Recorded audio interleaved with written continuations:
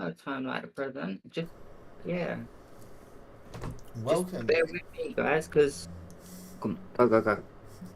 welcome everyone to One Shot Wizards, trying out the Cosmere RPG today, playing the Bridge 9 playtest one shot. We've got some new friends here today. Everyone wants to introduce themselves. Obviously, viewers of the channel will know Joe. And we have West, Aria, and Sal with us today. One.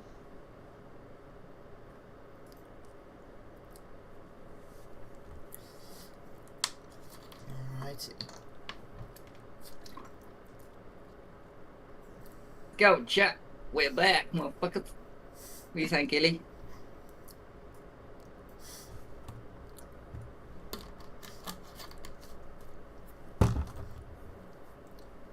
How's everybody doing? So, I'm doing just fine.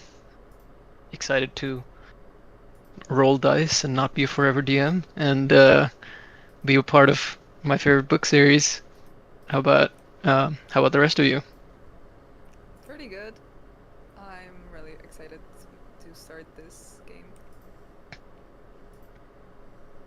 Yeah, I'm just setting up my music playlist because I can't roleplay without a bit of music in the background. Understandable.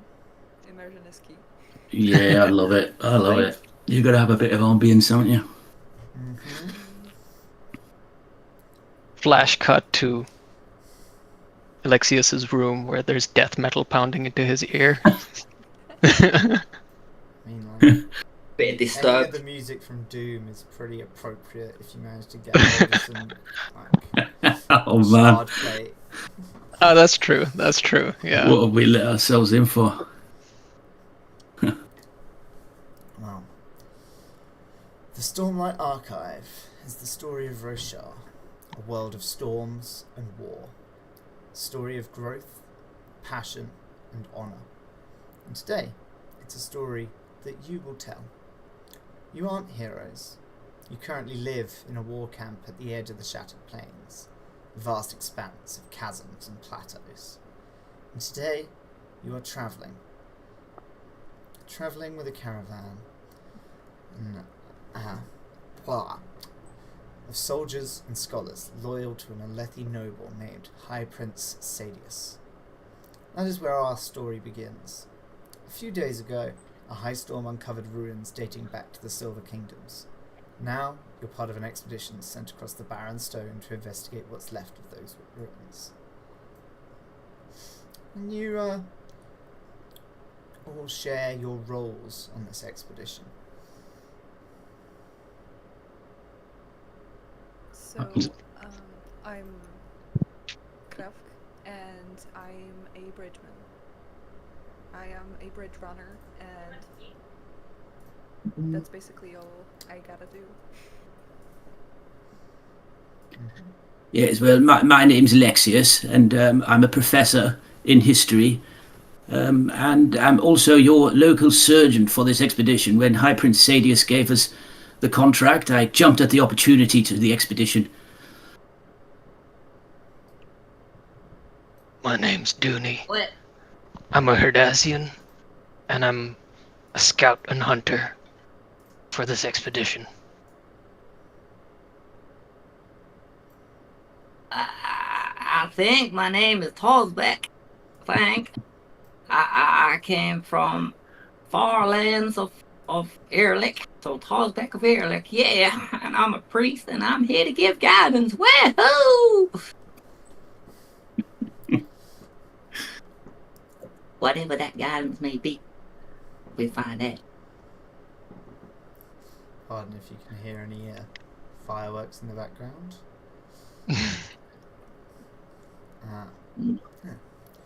Just children.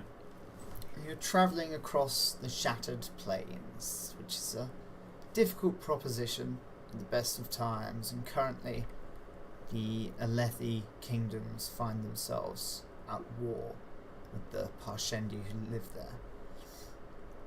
Groups of slaves carry your bridge from one plane to the next, laying it down over the chasms and allowing the Chull-pulled cart to cross. This large, crab-like creature with thick, sturdy legs that pulls the cart across the plains and over the bridges.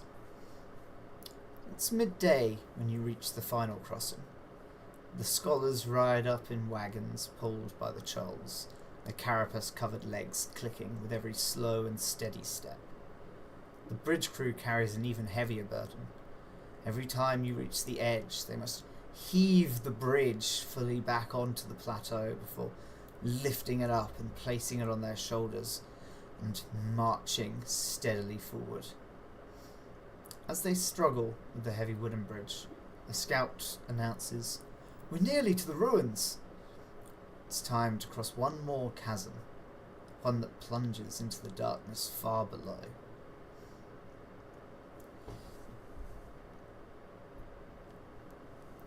So, this bridge is being slowly brought by the bridgemen with the expedition, placed over this 30-foot wide gap, leading down to a mighty drop into the chasms.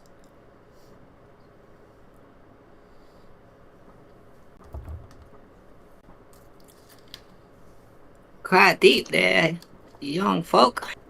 You got the bridge? Yeah, I got it all right. It's not falling anywhere. You think it's going to reach? Think we'd be all right to get across? What do you think, Mr. Dunie or Alexis? What we gonna do? I think Dunie... Sorry, go ahead. No, you continue, my friend. I think Dunie, if it is his place, would be one of the first people across the bridge, and we'll try to see if he can spot anything further in on the on the island, and Well,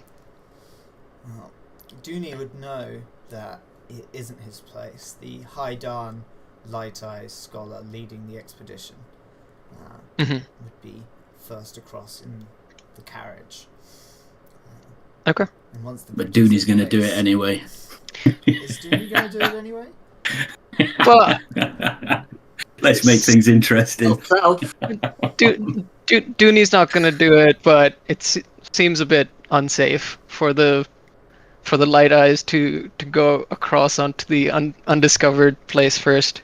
But if that's how it goes, then that's how it goes. I can't. He'll keep a lookout behind. I get messages that you're a little quiet, Aria, when you're talking. I can't turn you up anymore on Discord. I'll you got try quiet, man. a You little just got a soft voice. Move the microphone a little closer. How's this? That's better. Okay, great.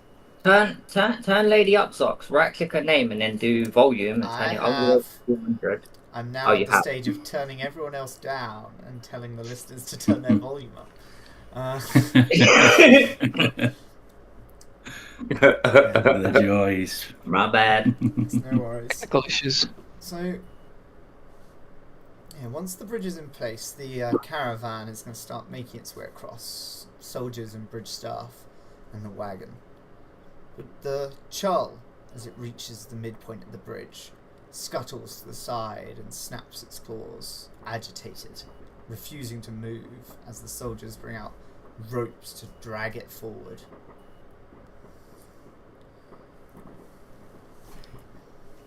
Poor creature. Being just as eager to cross this place as I am. Can I try to figure out what's bothering the Chull? Give me a survival or deduction. Okay. I have expertise in. Well, I've written animal handling, but husbandry kind of thing. I was thinking the exact term was, let's see, what was it in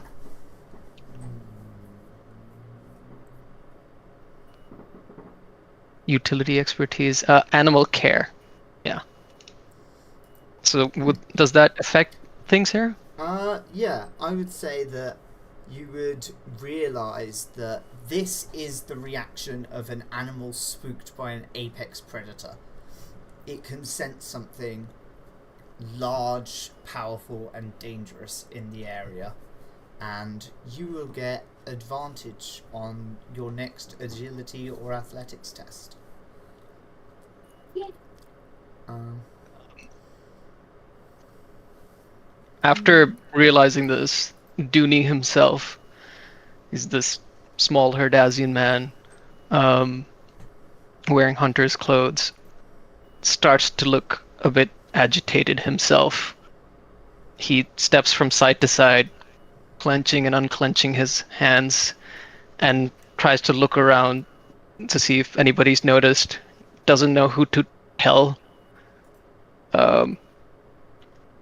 And maybe he will go towards a person he thinks is who might listen to him, somebody who's meant to listen to people.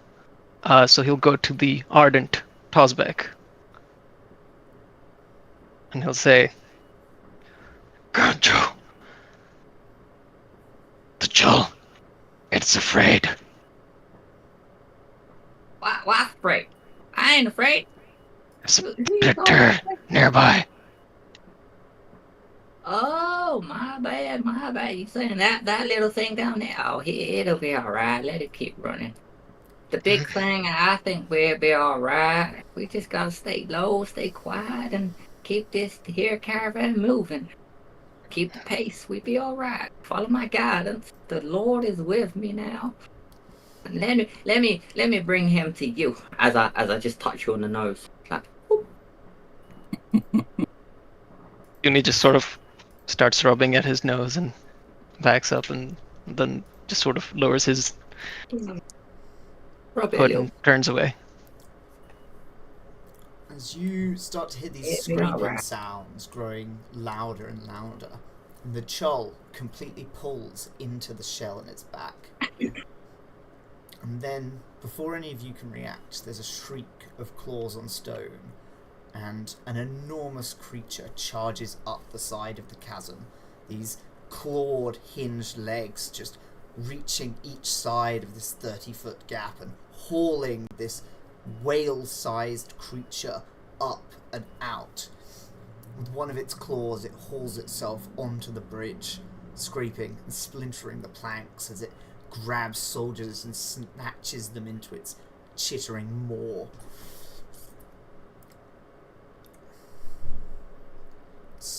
Well, looks like I was wrong. Yeah. This 40-foot tall, 70-foot long creature with lethal claws and a thick carapace rampages onto the bridge. Oh my! Oh my! I think Ilexius would start running to try and hide behind somewhere because he's a coward. He's like, "Quick, duck and hide! It's a chasm fiend, I believe." All right, I'm with you. And I start to scurry along to get next to him, and I huddle next to him. I say, with my little walking stick and stuff. I run up. I'm going to jump behind a rock. I'm going to nudge you on the shoulder. Say, what? How do you know what that thing's called, man? How do you know these things? And I'm going to poke out, look behind the rock, and come back. Well, surely you've heard of them. I never thought we'd be running into one this soon, though. Oh my goodness, I hope you're good with a sword. As this Well, beast this little thing here. pulls itself onto the bridge, these small legs skittering onto the planks, and you hear a crack. The bridge is falling. Can everybody make me a athletics or agility test, please? This is high stakes, so you will be using the plot die. Okay. So the bridge is Yeah. broken, and the Ooh, ends 21 with grind. opportunity. Ooh. They Uh, So okay. one disadvantage roll on. Oh, Go. alright. Do those, I think, cancel out? Well, if you want, you have advantage, so you can roll the plot die again, and see if you get a Okay. better one. Because you have Is advantage on your next ability or athletics check, because you knew this guy was coming. is it possible for me to just roll the plot die somewhere in the sheet? I don't know. I know it's just a d6. Alright, I'll roll a d6. Okay, that's a 6. Opportunity. That's yeah, double opportunity, I guess. Okie doke. So, who hasn't rolled? No, everyone's rolled. And you, okay. So, what you can do with your opportunity is you can halve the damage that Krahvk is about to take. I will do that. I was gonna say Dunie will try to pull people off the bridge if he sees that it's about to go.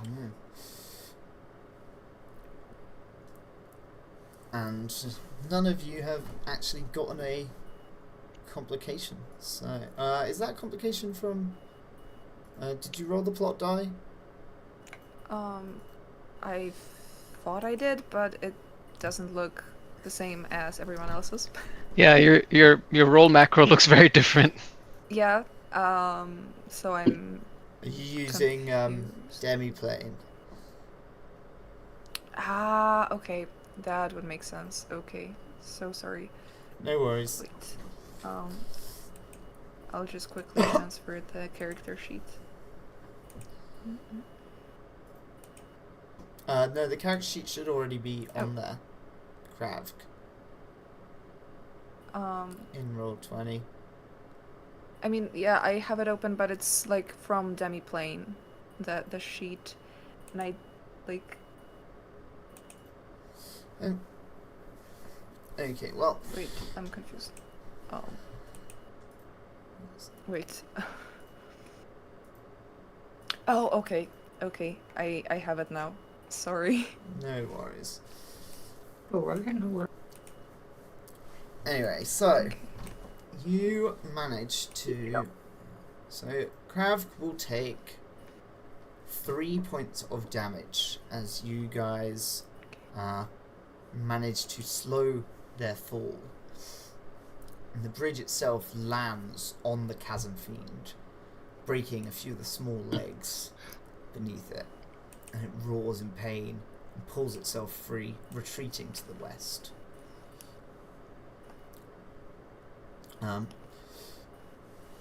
Dunie, you would notice as you reached out for Krahvk a white-blue light flitting around you as you fell, and you would have landed clear of the rubble. Down in the chasms itself. All of us have fallen. Yes, all of you Okay. have fallen. You're now in the chasms. Specifically, seems almost as if you've fallen into another world. Smooth canyon walls worn down by millennia of floods. Vines and frill blooms grow in the shade from the high storm, attended by the glowing green motes of life Spren. The bridge itself is crushed beyond repair, and the bodies of your companions lie beside it. You hear groans from underneath the broken planks. Nearby, 2 soldiers and one of the scholars. The light eyes from the carriage stand up, checking their own injuries and looking around at the destruction. Dunie tries to help up Krahvk. Yeah, I think Ilexius would come over to Krahvk and be like, "Where does it hurt? Are you hurt? I can see." Being the resident surgeon.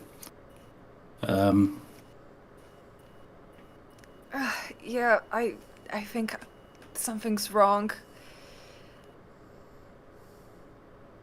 I have a quick question. 3 points off of my health means like what type of damage? Like a sprained ankle, something like that? Probably Or, something like, okay. along those lines. You've not got a broken leg or anything. Yeah, okay. You have no effects like slowed. Okay.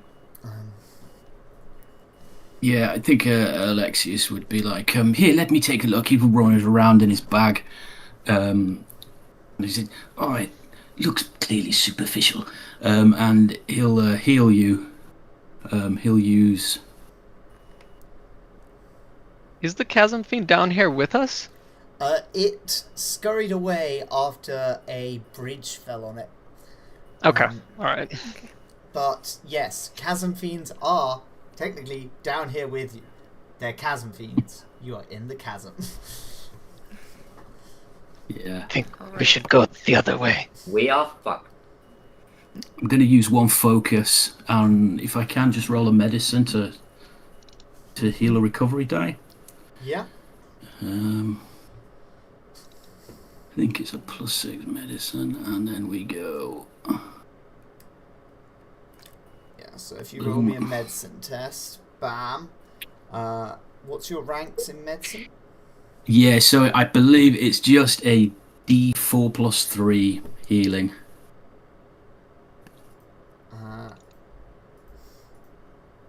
Okay. So, well, if that's for Krahvk, then that's just full health again. Okay. There you go. See? Oh, I'm glad I'm useful. Yeah, so it's whatever your rank Thank you so much. in medicine is recovered as health, essentially, Okay. in addition to their recovery die. I mean, is it dark down here? It's daytime, but it's quite shaded. But it's kind of that, like, you know, plants grow down here, so there's enough light. Like, the chasm is 30 feet wide, so it's reasonably wide, but it's also quite deep. It's kind of like twilighty. Okay. It's, I think you'd see Ilexius shaking a bit and looking around. Can you see him? Where did the fiend go? And kind of look expectantly to one of the soldiers. Fiend went that way. We have to go other way. Dunie takes out his short bow, looks around, and he tries to think back. Did he see a light in before when he was trying to catch Krahvk? He maybe it was just a bit of his imagination, but he'll look around and see if there's anything that he sees.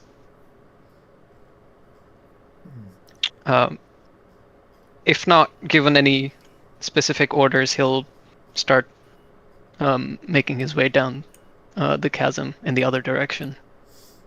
You see the soldiers are kind of looking through the rubble for food and water and the things that the expedition was carrying in the carriages. There's I'll help them recover that then. The oldest bridgeman on the crew, Krahvk, is still alive. You notice him pulling himself into a sitting position, and he lays one hand on his visibly broken left leg. He speaks quietly to himself. Bridge 9. We'll survive this.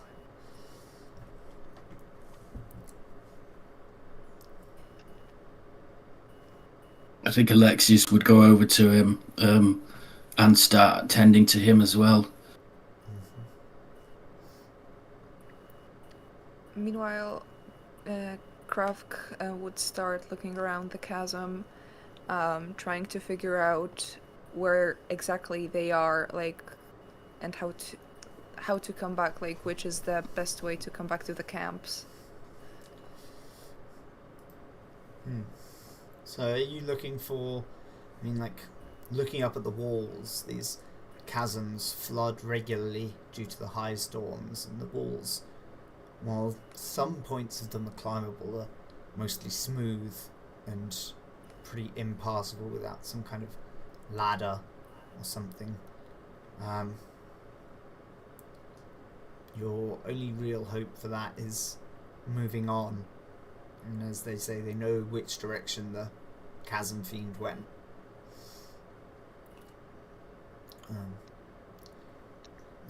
So who was looking? So you've got one person trying to help Don or Doral. Dunie? Mm-hmm.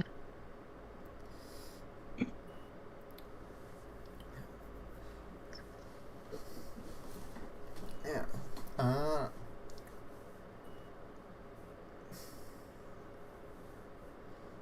Yeah, so there's food and water, probably amidst the rubble. You also do still hear groaning from underneath some of the rubble.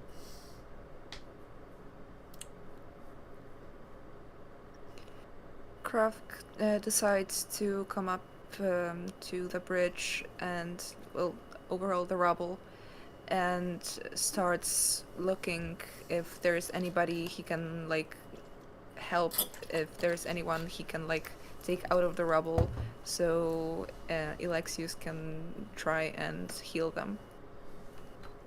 Give me a perception test. Okay.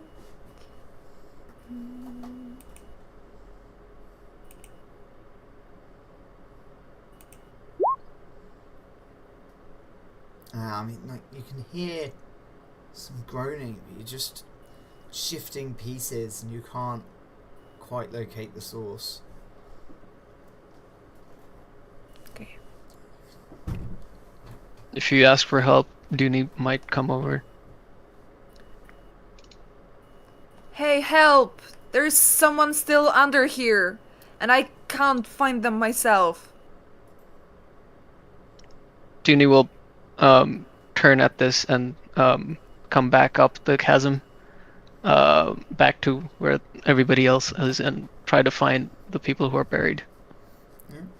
You can give me a perception. Right. You can have advantage with Krahvk helping you. Okay, brilliant. That's one, and then... Oof. Not great So, rolls. You managed to find this young man who's severely injured. He's covered in these crawling orange pain spren. And he's kind of groaning. And he goes, Krahvk! You saved me! And he is a bridgeman. I wouldn't be able to do it if it wasn't for this scout. What's your name? Dunie. Name's Dunie. Good to know a good soul is still out there, helping us. Thank you. He doesn't meet your eyes, just sort of grunts and looks around again. Krahvk helps out the guy.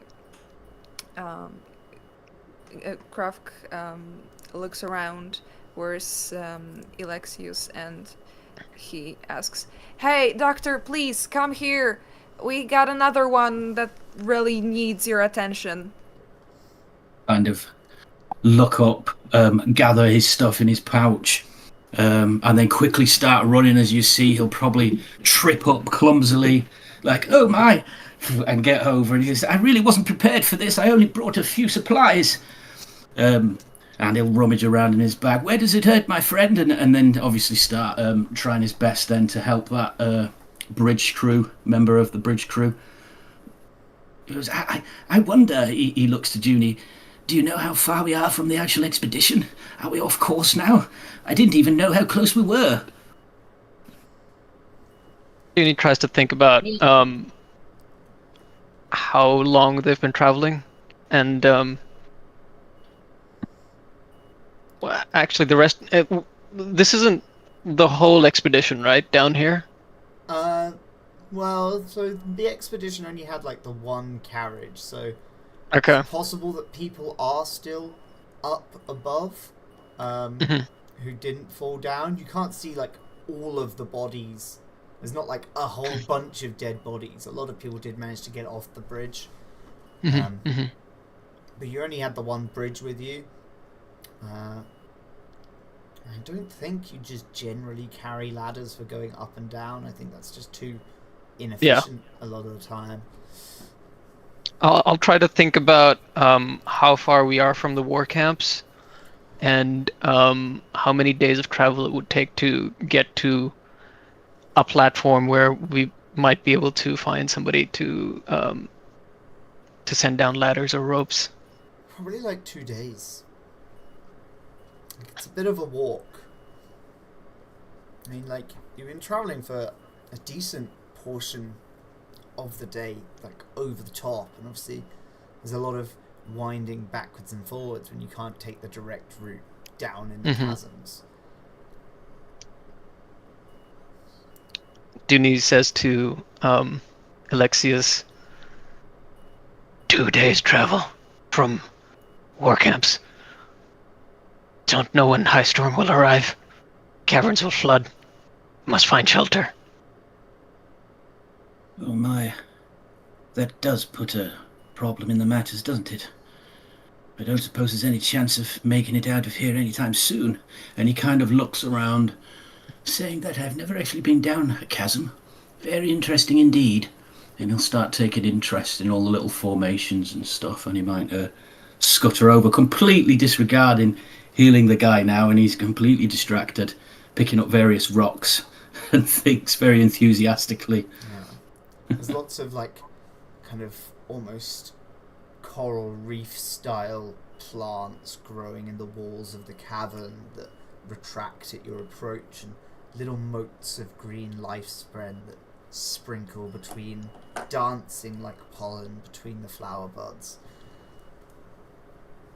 My, in different circumstances, this truly would be a beautiful place.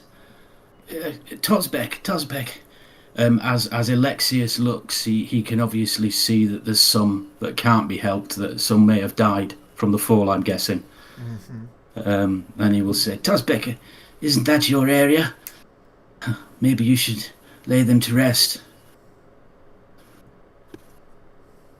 Because I'm a priest, you think I deal with that? That's a Mormon's job. I just do the ceremony, man. I mean, I stand over him and bless him and say goodbye, but I ain't touching him. Hell no. I tell you what, do me a favor, you lot, lady there over there, and Mr. Hunter, Dunie, get all those bodies, put them in a pile for me, and I just bless them once. I ain't doing it 100 times. Nice. You goddamn young motherfuckers thinking I'm just going, goddamn no. Let me, and then as I'm mumbling to myself, I'm gonna walk up to the guy that Ilexius was healing, right? I'll touch him on the shoulder. I'm saying, don't worry there, man. I got you. He's a little bit down, no. And I'm just gonna rub his shoulder. Literally, that's all I'm gonna do. I'm not even gonna heal him. I'm just gonna rub his shoulder, and I believe that I'm healing him. And he's gonna feel better than even when Ilexius was healing him. Yeah. Must be doing my job wrong, I think. It's all in the mind. As you guys are kind of huddling up, the two surviving soldiers walk up to you. Captain Selenar mutters, "We need to get moving before that fiend returns." And the spearman beside him nods, and he yells up to the top of the chasm, "Help! Help us! Help! We're stuck down here!" The captain slaps him and says, "You creme-sucking idiot! You're going to bring the beast back down on us. And you look up. There's no response at the top of the cavern.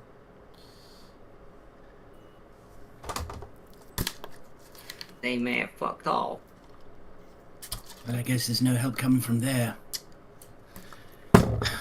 You say, Dunie, do you know a way out of the chasms, or is there a way? Do we know? I didn't get a good look when I was above.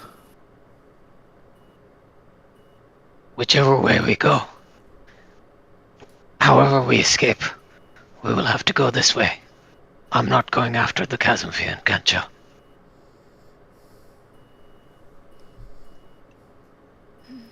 I think we go far away from that big darn thing that got us down there in the first. I hope there's only one. I got me more. I'll look at the 2 injured bridgemen and I'll say, can they move? Can they be moved? I don't know. Let me ask him. Hey, man, can you move? Can you walk? He's not answering.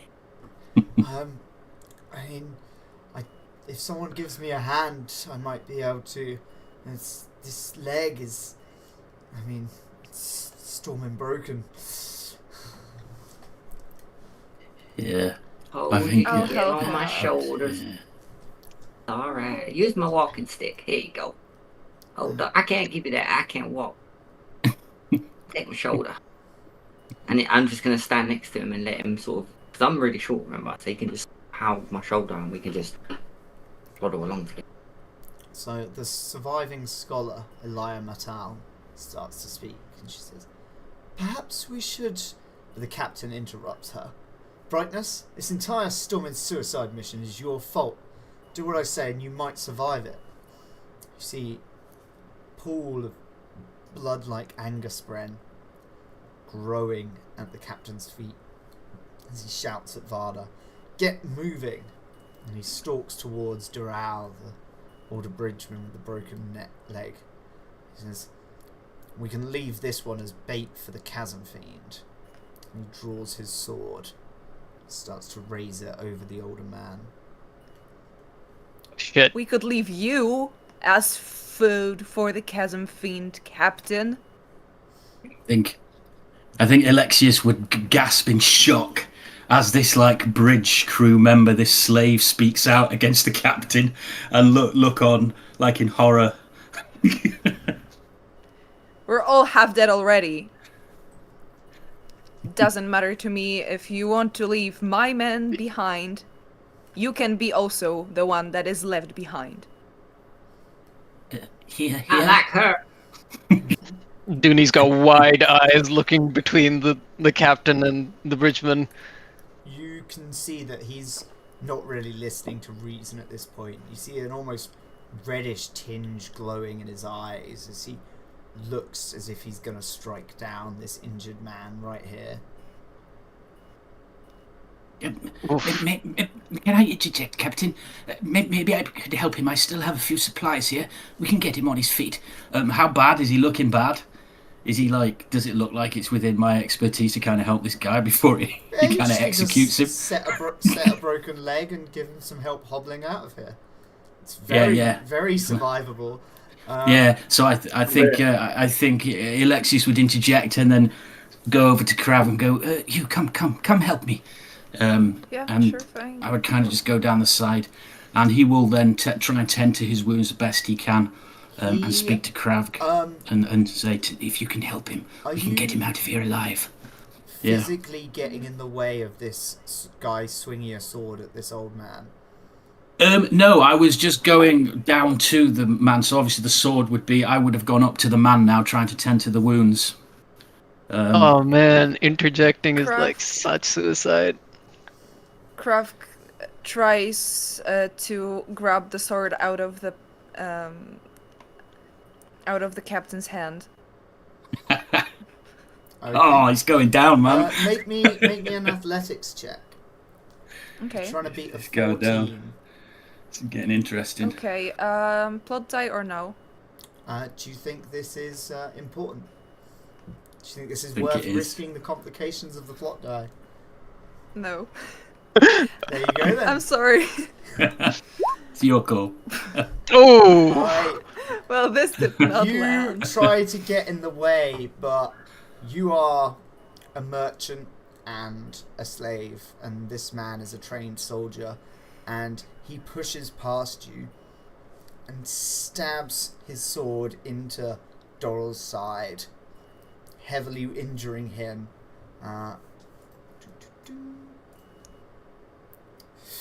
Ooh, how injured?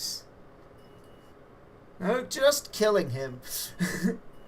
Yeah.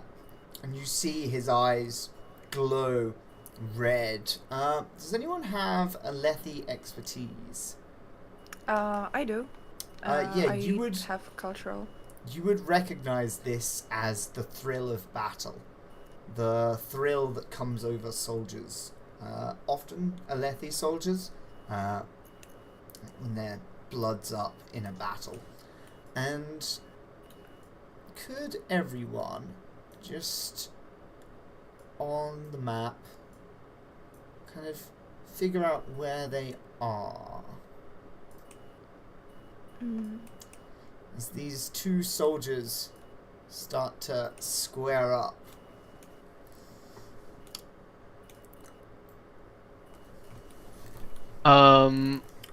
Which one is Ilexius?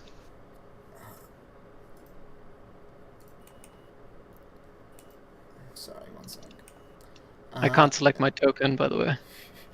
Yeah, I also don't think I can move it.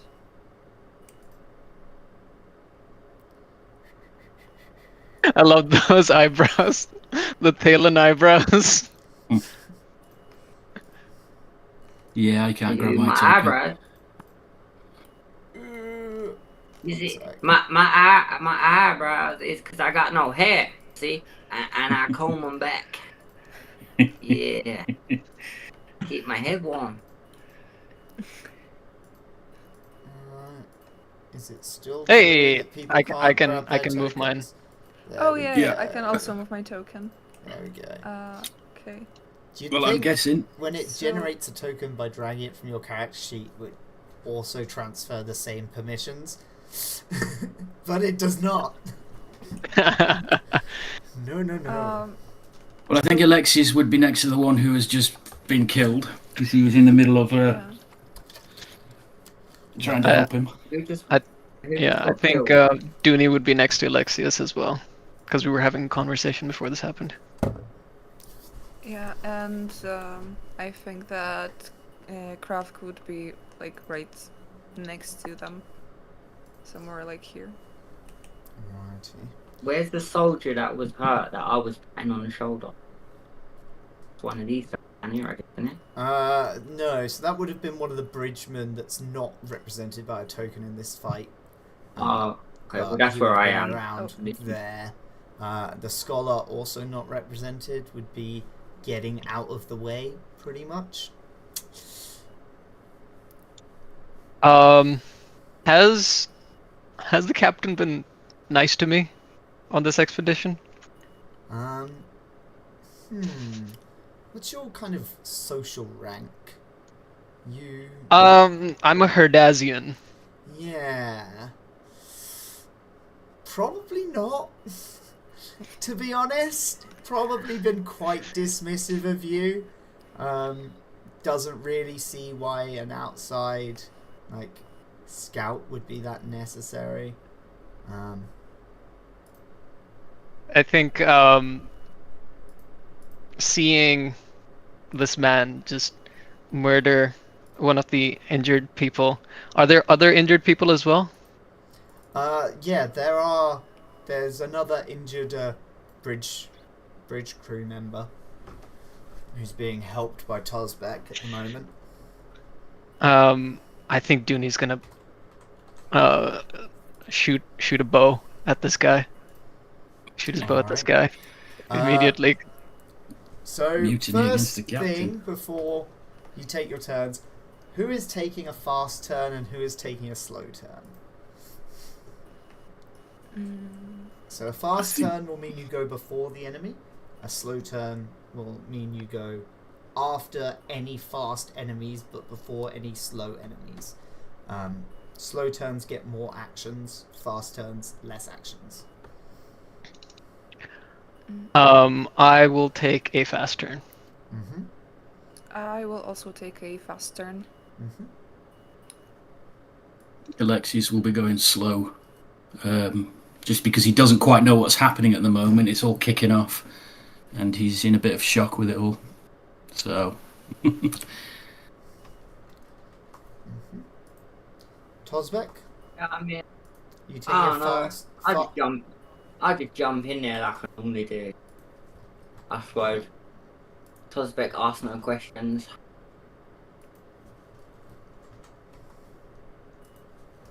So yeah, fast page for this. There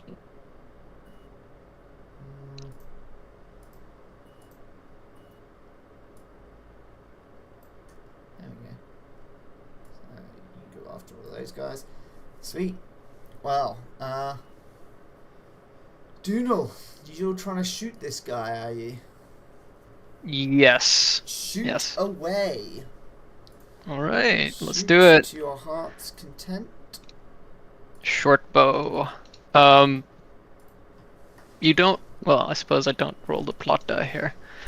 Let's try this. I mean, plot die is always when you think it is relevant, or if I call for you to do it. So you can still roll plot die for a lot of things. Yeah, so a 16 is gonna beat his physical, so 6 damage. Oof. After shooting his bow, Dunie is going to would like to scramble up to the top of the wagon, or whatever remains of it, to try and get a better vantage point. Mm-hmm.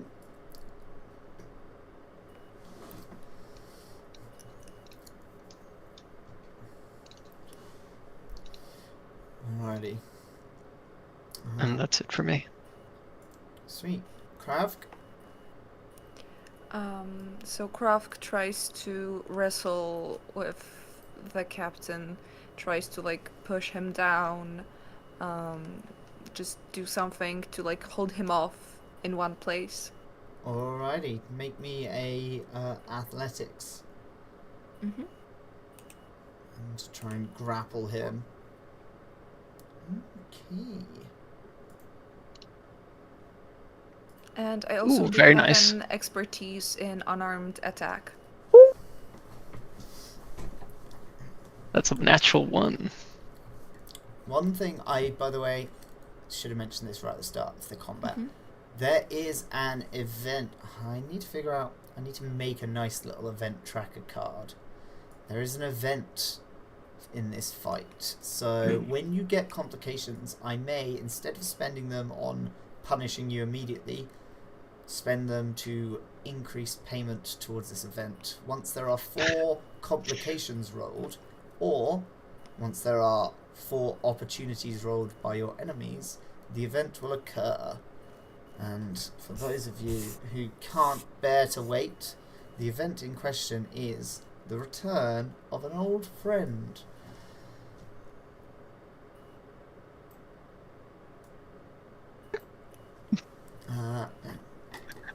So you have wrestled the commander to the floor. That is 2 of your actions. Would you like to do anything else?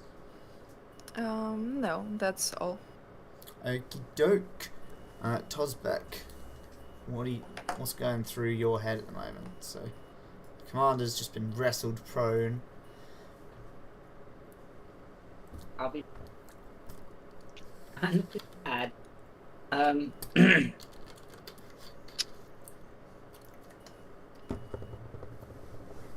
Can I?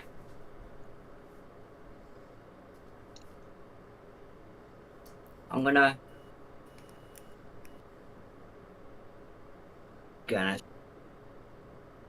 I'm just gonna charge at the bastard with a light weapon attack with no plot roll. Alright, well you can And have then advantage because he's restrained. Oh, okay. Advantage on that. Oh yeah.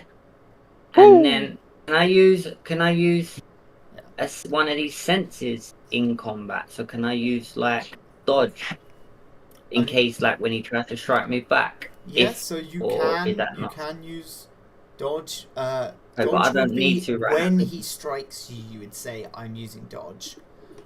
What you need to I've do got you. now, if you look on the bottom left of your sheet in weapons and armor, if you then roll the 1d6 plus 3 impact damage from your staff. Bonk. You did a bonk. Yeah, mate. But I got you at the smart of God. Bonk. Where are these weapons? On the I'm not bottom seeing left of your sheet, weapons and Yeah, armor. If you I see. scroll to the bottom of Oh, your sheet. Yeah, my bad. I see it. There you Click go. start. Yeah. Sorry. It's There because you go. it's stretched out because I've added all the main actions. There you go. So Really 7 small, my screen. impact damage. Sweet. So you bonk this guy on the head. Bonk. And he's starting to look. And then After falling into a chasm and getting shot with a bow and arrow and hit with a staff, he's starting to look a little rough on the ground there. And then Tozbek? can I use grapple so I sort of jump on top of him and say, "I got you, man. You ain't got nowhere to." Yeah, you can indeed try and assist the grapple here. Do I click grapple? Yeah. Yeah. No, just roll an athletics test, sorry. And he's going to roll on sorry. disadvantage because he's already grappled. So he's going to struggle with this. But you are an old man, so he's kind of pushes you away like while Yoda on his Krahvk back. keeps him under wraps. After that, he is going to try and probably break the grapple. Yeah, he's going to go to shove you away, Krahvk. Okay. So, can you give me an athletics test to try and beat that 14? Mhm. Oh, Krahvk, you cannot be shoved. And given I'm that standing that's still. failed, he's going to try Krahvk has and... been lifting a bridge for the last 2 months. Do not move, Krahvk. Krahvk moves you. Given that shoving you out of the way and this...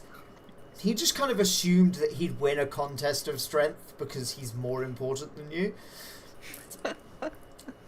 Typical light ice.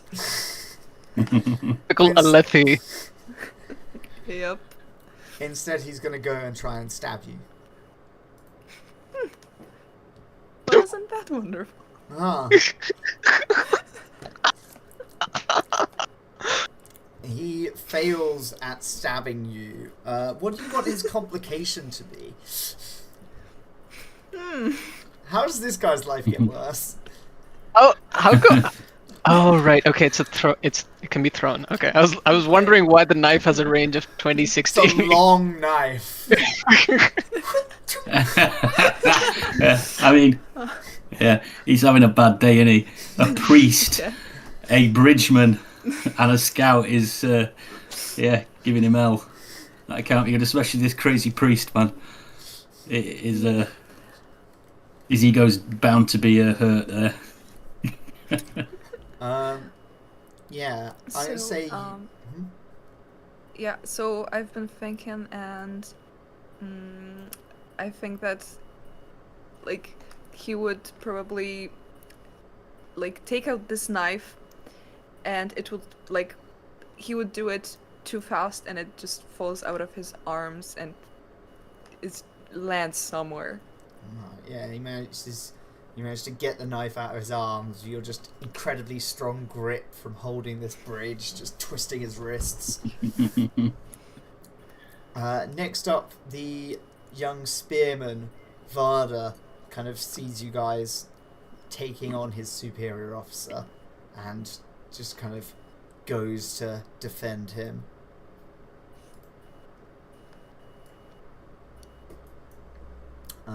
And he is going to probably try and spear you. Still Krahvk, I'm gonna say, on account of the wrestling. Fair enough. Does that beat your AC? Krahvk is immortal. You see him kind of like the spear shaking in his grip as this like injured spearman with no other soldiers around him is called upon to defend his commander, and you can see like in his eyes that he doesn't seem to really want to. And then he's gonna drop the shield and try and shield bash, drop the spear, sorry, and try and knock you back with his shield.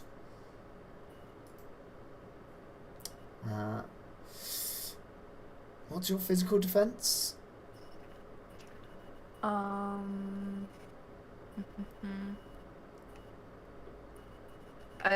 try to like jump out of his way to like I just try to move so that I still like hold the captain. Yeah, so he isn't able to move you. You've just got these two grown men just trying to push you, and you're just like, nope. I'm standing here. Standing my ground. Amazing. Next up is Ilexius with the slow turn. Yeah, so I think seeing all of this take way, I just need to double check something on the map. Is that the spearman? Yeah, so he will have also moved in to be able to attack. As his third action was movement. Now, Ilexius does have a crossbow, but I'm going to say for narrative's sake that he scrambles around to find a large crossbow. Just for narrative purposes, because he's a scholar. There's a lot of dead soldiers around. Yeah, so he will pick up this crossbow and begin to like load it with. He can't do it with his strength, like fumbling, and he'll take a shot out at this spearman. When he manages to get it, it's like it probably just goes off on its own. You know. He's just looking at it. I was like, Yeah. He's like, okay, where's... I've pulled the string back. Where's the catch? Boom, that was not the catch. Yeah. That's it, yeah. I just hope this hits the spearman that's attacking his newfound friend. Marvelous engineering, this thing. Yeah. when I shout, ow! Right. Ooh, has it rolled? No, it hasn't. I don't think it has. Maybe it is. I see no roll for me. There it is. There we go. Oof, look at that. Woo! Not bad for a first attempt. So, you just kind of cocking this crossbow back and accidentally let fly a bolt, which just sinks directly into the helmeted head of this spearman, who drops to the floor bonelessly. Oh my! Golly gosh! I've never killed a man before.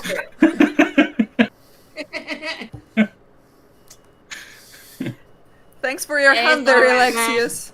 And I believe I have one action left, don't I? Did you move to get there? I moved and I fired. Yeah. Yeah, so you do have another action left. I think what he will do now is he will ready himself and basically kind of try and gain an advantage on the situation, especially with... There's only one left, isn't there? The captain on the floor?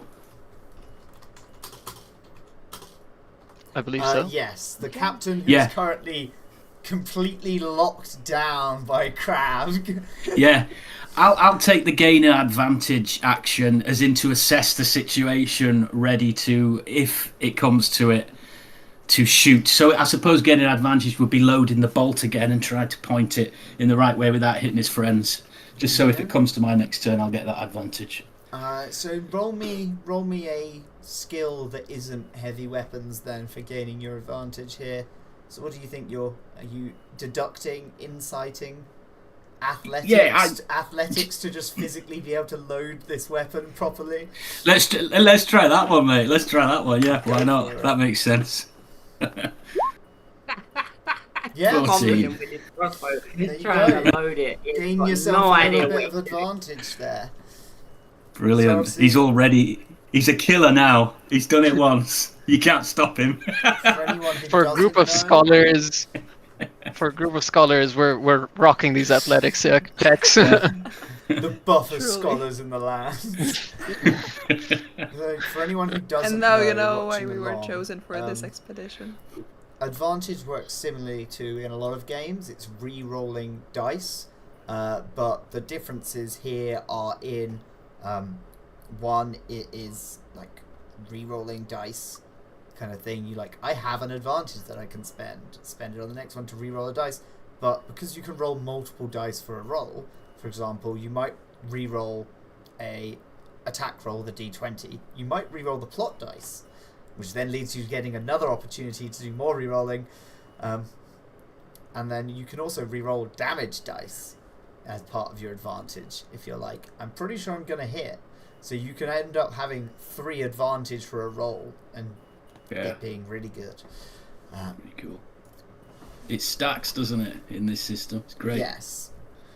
So, start of a new round. Everyone can choose once again if they want to go quickly or slowly. I'll go quickly again. Right there. I'm also thinking I'll go quickly. I think Ilexius is going to stay slow again, given that he's managed to get this bolt. His friends are kind of wrestling this guy to the ground, aren't they? So he'll hold off and see what goes down. Well, Dunie, you've got this problem well in hand. So what are you doing about it? I'll see that the captain. We've killed one of the soldiers, and the captain is still, like, I imagine he's still struggling with Krahvk and not listening to reason or anything. So I'll knock another arrow and try to put him down. Point blank. Do I get advantage, or is it actually worse because they're wrestling together? You will have advantage because he's grappled. So it's Okay. it's less that they're wrestling and more that he is restrained. Because for them to be wrestling, you'd expect some even parity of athletics tests rather than just natural ones. It's like that thing of when a kid's trying to get at you and you just hold their head at arm's length. All right, yeah, I knock an arrow, wait for a clear shot, and then try to land it in the captain's back. And I reserve my right to take that back if you roll a complication. Alrighty, yeah, so you fire this arrow into the captain. It sinks deep into his chest, and you see his eyes light up red as he continues struggling and snarling for a couple of moments before slowing and stopping. Elia kind of gets up from her hiding place. She's like, "Oh, that was shocking behaviour.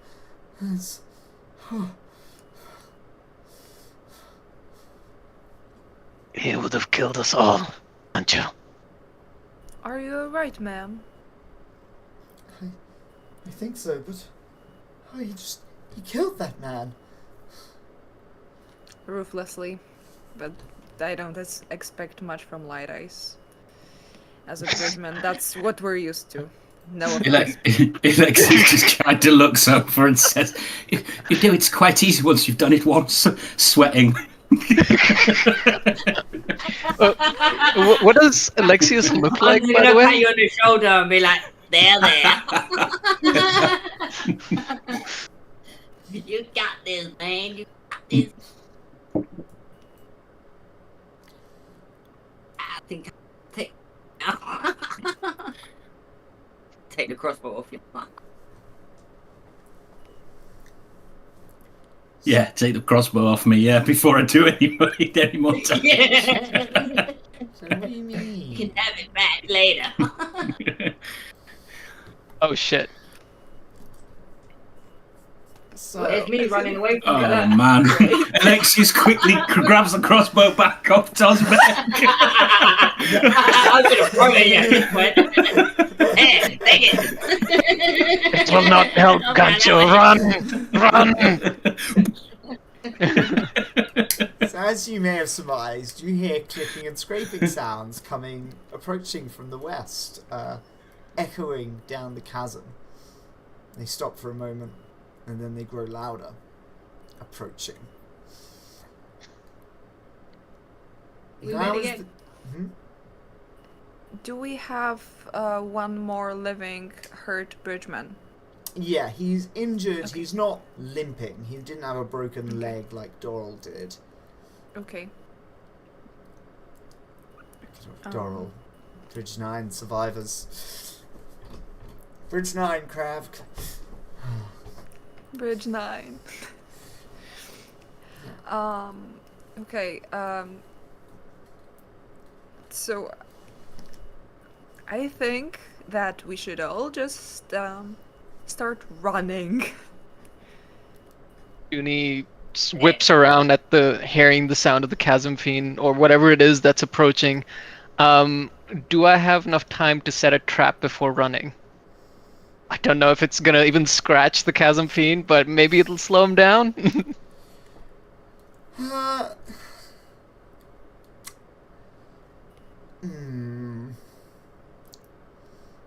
It's 2 actions. Yeah, I'd say, I mean, like, you've got materials in terms of the bridge. Roll me something. Roll me some kind of survival check, just to see how well you roll. What the DC... So the DC is just variable based on how effective this is going to be. So the entangling trap, which is what I would want to do, would be a test of survival versus the fiend's cognitive defense anyway. Yeah. So, yeah, so you okay with me doing a survival check? Yeah. Alright, cool. Rolling this normally, and submit. Okay. Yeah. So you lay down this careful, like, trap. I mean, tripwires, pressure plates, none of that needs to be particularly sensitive when dealing with a armored apex predator the size of a blue whale. But you managed to build some kind of restraint using some of the old chull harness and bits of the broken bridge as the noise comes closer. And soon, soon, there's no time left for preparations. Go, gotcha. And I'll take off. As you round the bend, the chasm turns northeast. The floor strewn with rocks and boulders, and you see 90 feet ahead of you, a narrowing, at its base, forming a crack just wide enough for a person to pass through. That We're going definitely there. not wide enough for a chasm fiend, right? Mm-hmm. Yep, that's where we're trying to go. So, what is everyone doing right now? I'm checking if everybody's, like, actively trying to run away from this thing. Like, if the scholar and the bridgeman are also with us. Alright, can you give me an athletics check just to help Arrol keep up with everyone with his injuries? Yes.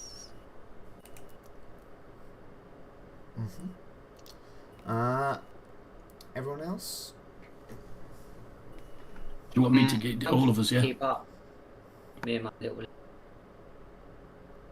Well, what's your approach to escaping here? What are you just trying to do? What's your focus right now?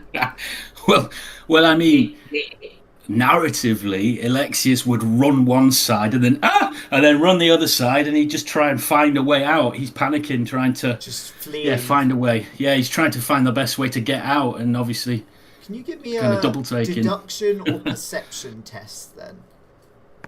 Absolutely. That is for that one. Oh, look at that. Rolling high tonight. You spot a path between the boulders that looks like it would be easier to get through other paths where you have to do some clambering or climbing, whereas this seems to be like almost cleared by rain or flood or something. Krahvk, Aaron is slowing you down as he kind of holds his ribs. You can see that he seems to have like a broken rib, and now that he's moving more while his legs aren't hurt, he's struggling to breathe. Tozbek, what are you up to? Waddling along fast as I can to try and keep up, praying. Can I have an agility check? I do think if Ilexius had found this path, he would shout it out to everybody, "This way!" You know. I'm still miles back there, so this way to me is forward, so I'm on the right path. You hear the chasm fiend lunging behind you. Krahvk, it snaps, its mandibles snapping behind your and Aaron's feet when suddenly a loud crashing noise as parts of the bridge spring up around it, tangling its legs and slowing it down.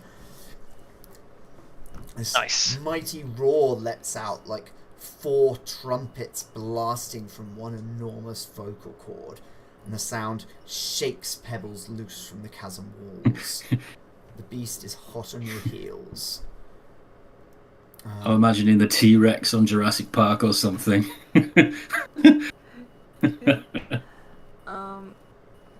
I try to help out the other bridgeman and just like grab him over my shoulder a little bit and like help him run together with me. Alright, yeah, that's athletics again then. Can I assist with that? Yeah, if you're assisting, then it can be with advantage. Okay. Alright, so with a mighty roar, these clacking claws around the mandibles that reach out to snatch food down scrape the back of your coat as you are pulled by Dunie through this gap, past this narrowing in the chasms, and the chasm fiend slams into the wall behind you, knocking rocks and slabs down from the sides of the chasm as it roars from behind this doorway. Did all of us make it? I've got a mechanical question, GM, because obviously still learning the system. You know, when Dunie helped Krahvk, although it's because it's out of battle, would that take a focus normally for the help act, for the was it the aid Aid? reaction? yeah, or is it because it's purely narrative that you? I'm just wondering. Probably should have. Yeah. Yeah, that makes sense. Yeah, I'll mark one down. Yeah, No, if I forget just wanted to stuff check like it myself. focus because I've not done this system before, please do call me out on it. It's okay, we're all learning the system. Yeah. Yeah, it could have been, I guess, either the aid or trying to actually gain advantage, which I would then have given to Yeah. Krahvk. Yeah. Either one or the other, but Either it's rolling more your own reliable. thing. Yeah, it's more reliable to just spend the focus. Yeah. So here you are at the narrowest part of the chasms, the sheer cliff walls, 5 feet apart. Because they're not gay.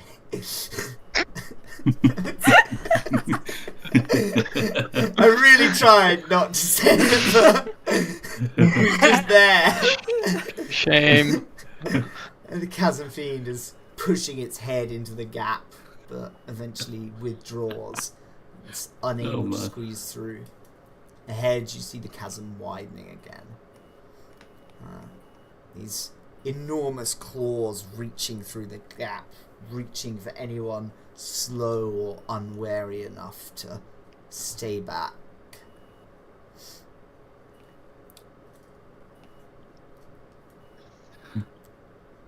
think Ilexius would gather himself and look around where in front of him where this path is leading. Obviously, we're just in a maze at the moment. We don't know what direction we're going.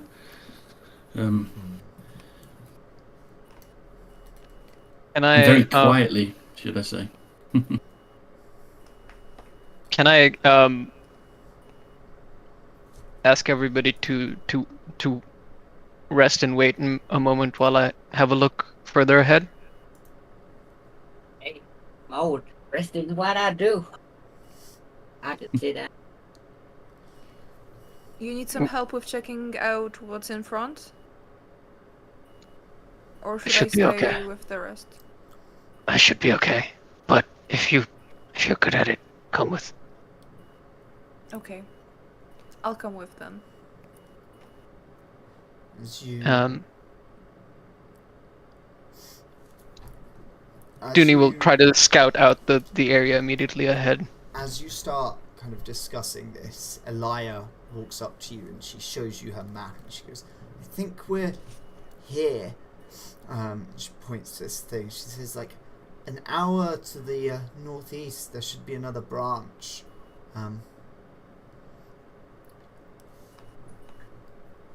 you guys scouting ahead? Yeah, I would love to. Yeah. Yep. Survival or perception or deduction? As you Alright, kind of- survival for me. Perception for me. I think Ilexius is just having a moment with Tozbek. I got told to rest. Yeesh. I I'm got glad you're told here, to rest. Krahvk. Dunie, you see Teamwork makes the dream work. You see in this narrower part of the chasm, there's lots of small cremlings and slightly larger, like, shelled beasts that scutter around on the walls, eating the various bits of vegetation that grow up here. Like, you're noticing, like, supplies, sources of food, things like that. Krahvk, you notice, I mean, like, it seems fairly safe. The chasm does get wider above you, but the chasm fiend doesn't seem to want to climb all the way down and up again after its recent injuries. And seems content with the food source of the soldiers who died back there. Now that it's chased the intruders out of its territory.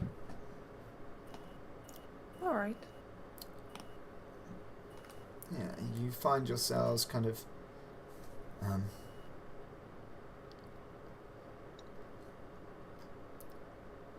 yeah, you see like various like puddles and drips from the rain. Eventually the rest of the survivors start to catch up to you as the night begins to fall.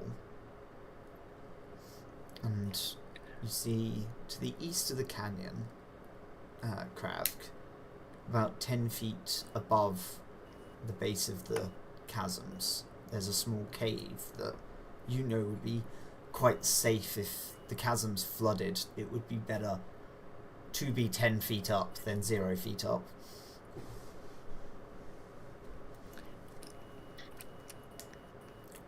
Look over there. I think we can stay in this cave and be relatively safe for the night. And I think we overall need to set camp here. Good shelter. Yes. Let's sleep here. I will set traps.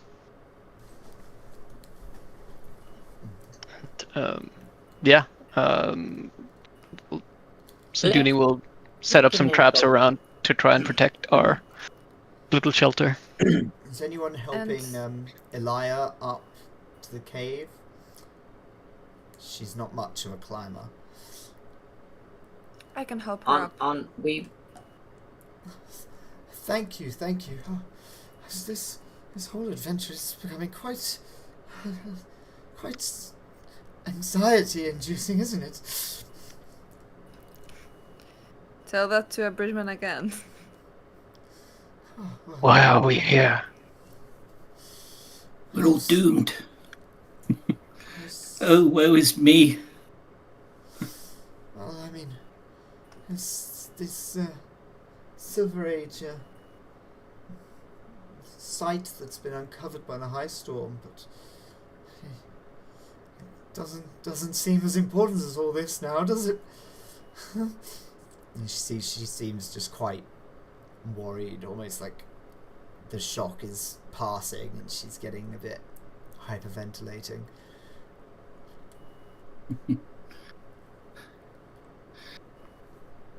Tozbek, do you have any words of wisdom for us? You being a man of the god. Wisdom. I mean, don't smoke and fly, I guess. I was just leading you up for it, mate. I was waiting for it. Yeah, yeah. I don't really know. What kind of wisdom we talk? If you want to know how to get us out of here, because I have no fucking clue. I say the best bit of wisdom I've got is follow that man over there, because he's a hunter and he seems to know what he's doing. So I say follow him. I think as a scholar of such, I've never really looked into the gods for hope as such. I'm more of a versatilian. My purpose is to find the truth in the past and understand the present by studying misunderstood and misrepresented events.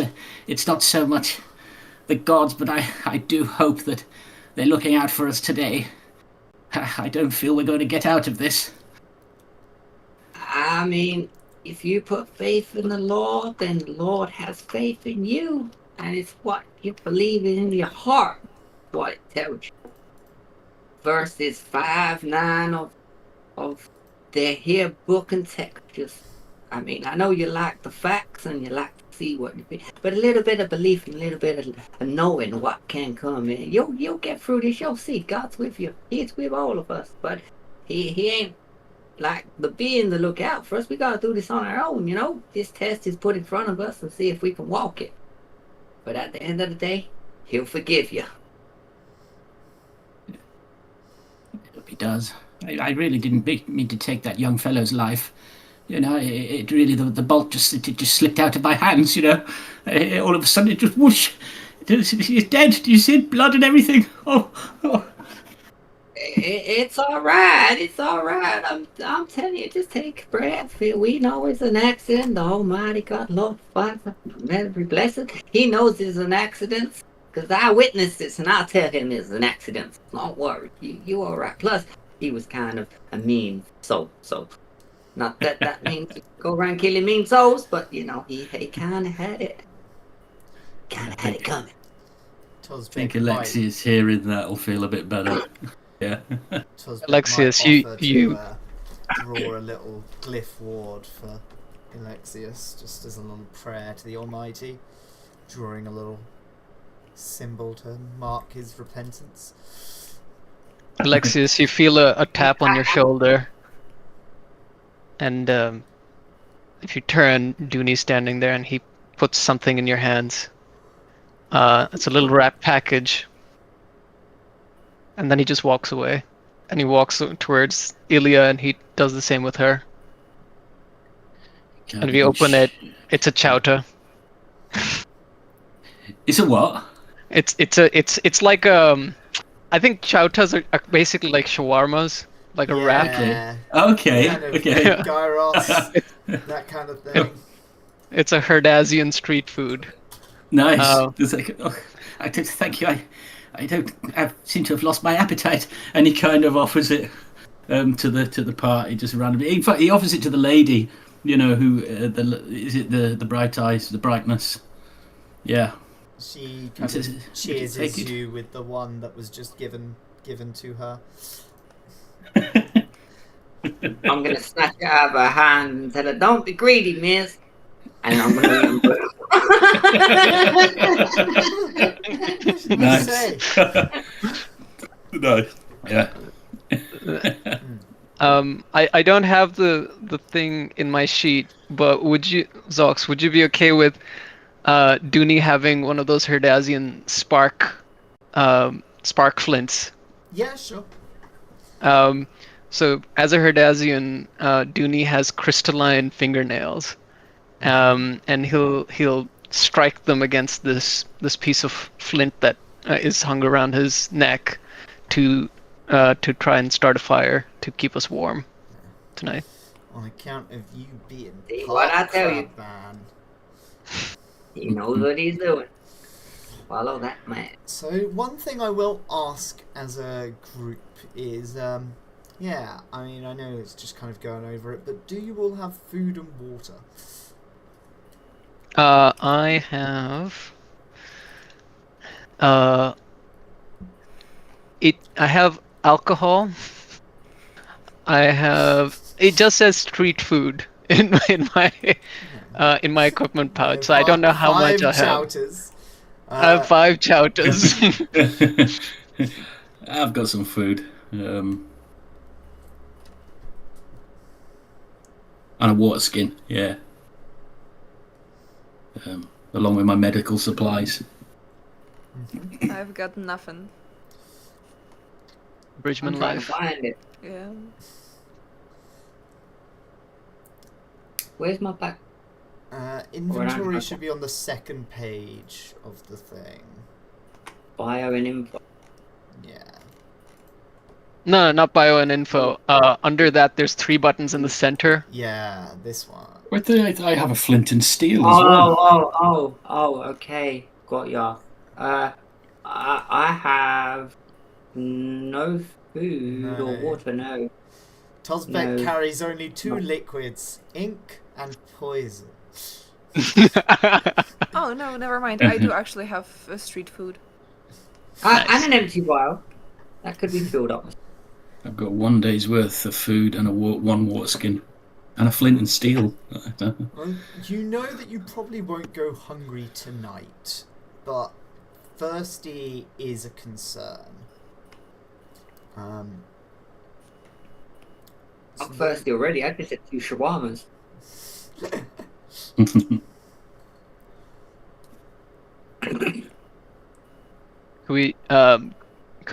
Could I try to find some water sources? These are chasms, right? So we probably have rainwater collected here somewhere. There'd be pools of stagnant water around. Don't suppose we have anything to boil it in. Anyone have a helmet? Yeah. I don't think you brought any soldiers with you. Yeah, No, that's the problem. No. It was all a bit too quick, wasn't it? I mean, we kind of like got chased off. We couldn't really search, could we? So yeah, what we've got is what we've got. What I will say is, roll me a survival check, Dunie. All right. Oh, So, yeah, you know that there is water available in various plants, that they'll kind of gorge on water during floods and rainy seasons for when it's drier. And the same with food, there'll be fruits and various things, as well as, you know, looking around, cremlings. Lots of cremlings. Yeah, so you could very much on that 21 be able to forage for some of those plants. some food and water and like drain these plants into the water skin that Ilexius has and into the little ink vials that Tozbek has, just to be able to share it out. Yeah, I think I have a flask of oil. I think I won't need the oil right now, so I'll probably drain that out and try to replace it with water. Yeah, you just pour the oil on the fire when you're getting it lit.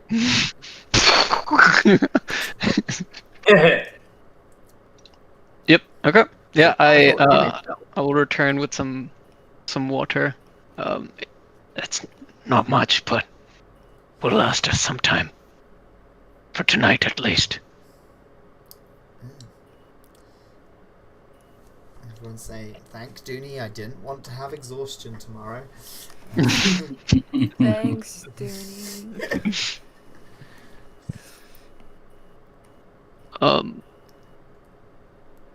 Should we set up a watch? I think it's a sound idea, looking at the fact that the Chasm Fiend is very close. He can't get in though, can he? So I don't think we have to worry about him. More have to worry about what's in this crevice with us. Yeah, there could be more. Yeah. Little and baby ones also, coming to lick us. Yeah, and also we have to worry about the floods. And the floods, yes. I think you'll just hear like a slight wheezy whistle as you recognise that Ilexius has kind of just drifted off. Well, I'm guessing he's not Do you- taking the first watch then. Do you know who Ilexius is reminding me of? Have any of you guys seen the Wild Thornberries? Yes, I have. Nigel Thornberry. That Man, I Thornberry didn't is make who I the can comparison picture. till you said. Every time you speak, bro, I love it. I just feel like smashing. Man, that show was so Great. good. Dunie says to the others to go to sleep. I'll take the first watch. Darkness continues to surround your campsite with only the faintest of starlight visible above the cavern. The first moon rises and no dangers have emerged from the shadows. It's eerily quiet.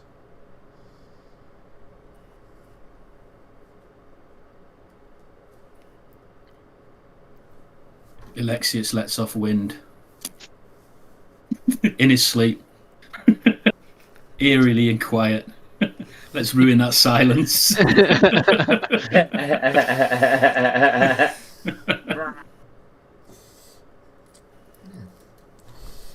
dead to the world. It says here to invite the players to share backstory details. If you guys talking about anything around the campfire, such as who has been wrongly condemned? Why were you falsely accused? Which of you has already survived tragedy like this? Or who is in love? I don't know if I've just for me getting an idea of it in my head, but could some of you describe your character, what they look like?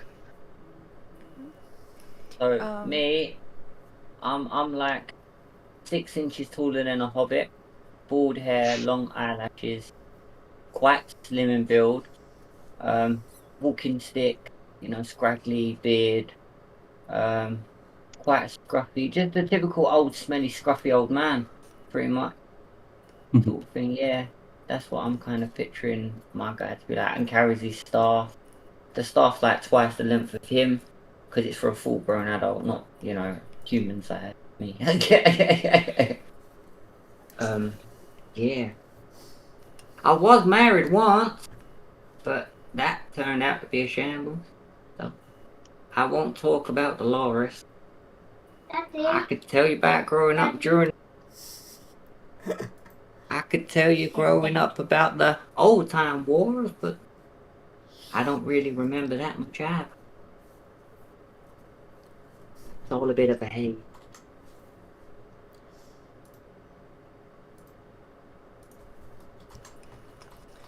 So, Krahvk is sort of like, well, he is a Thailand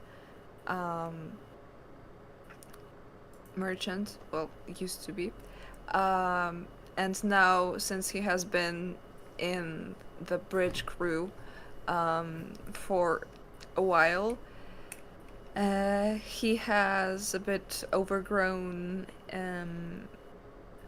beard, like a little bit of a beard. Although he is young, he's like around 23 or something like that, and he has like long eyebrows that kind of fall into his eyes, and he has to like take them out of his eyes. And he also has like the beard is also white, but he has brown eyes and brown hair. So Is Krahvk old? no, he's like 20, like max 25, like 23.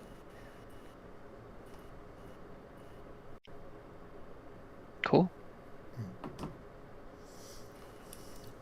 it's quite common that Thalen will have like white beards and eyebrows even way before Oh, okay. her other hair has changed colour.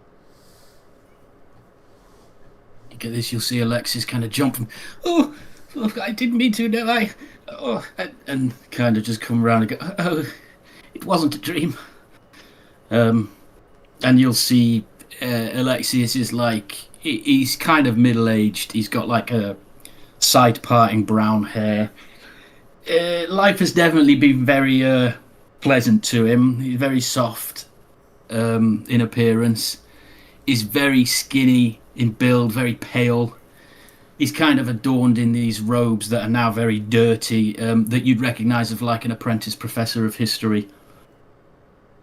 And he'd kind of sit himself up and say, "Oh my, I'm not sure if I can keep going on this way. You know, I've never really been in this situation before. I've been on many expeditions in my time, but this definitely is turning out to be one of the most strangest and arduous ones I've ever clapped eyes on, although I think it'll make a good diary entrance."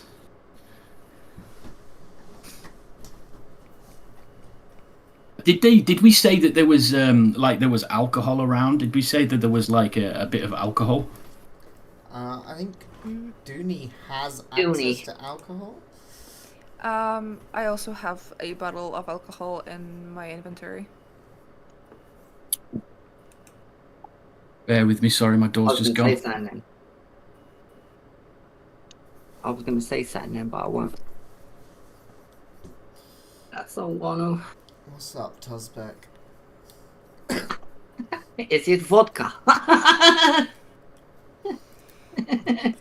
I'm Polish, so take a guess. Yes. My friend Danny, he's Polish.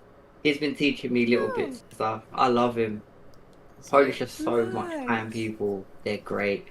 Most So I'm just alcohol on Roshar is wine. By wine, it is a liquor made from some kind of fruit or vegetable. And so vodka is pretty analogous to a lot of the stuff they drink. They like... So that's a horn-eater white right there, I think. Horn-eater white would be like vodka. Potato juice! Or like wheat juice. Knocks you on your ass. Yeah. Best potato If you're juice in the not world. careful with it.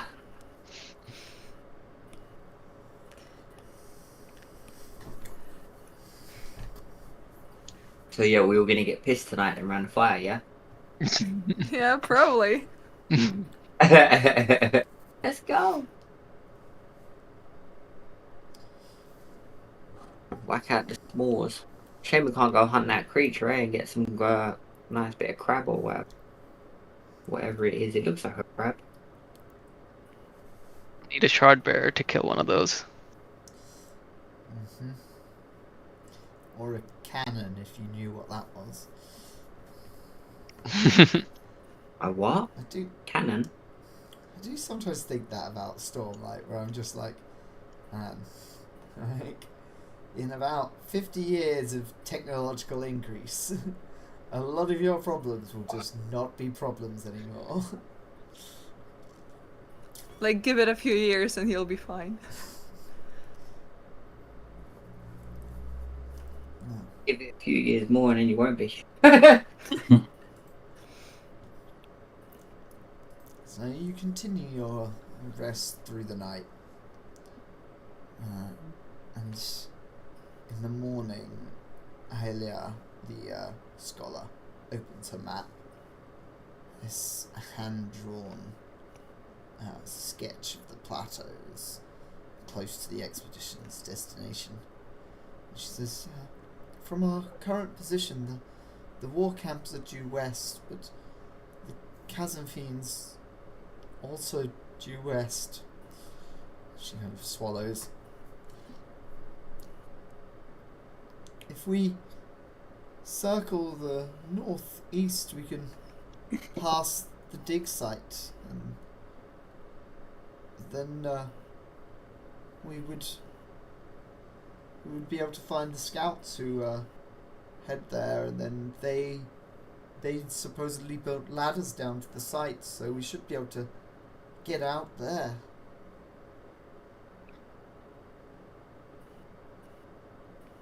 Dunie nods and just starts heading that way. Mm-hmm. Judy, wait up, man! Coming, boo. Come on. My little leg.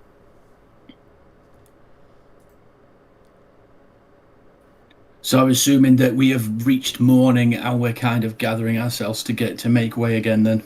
Yeah. Yeah, as she says that, I think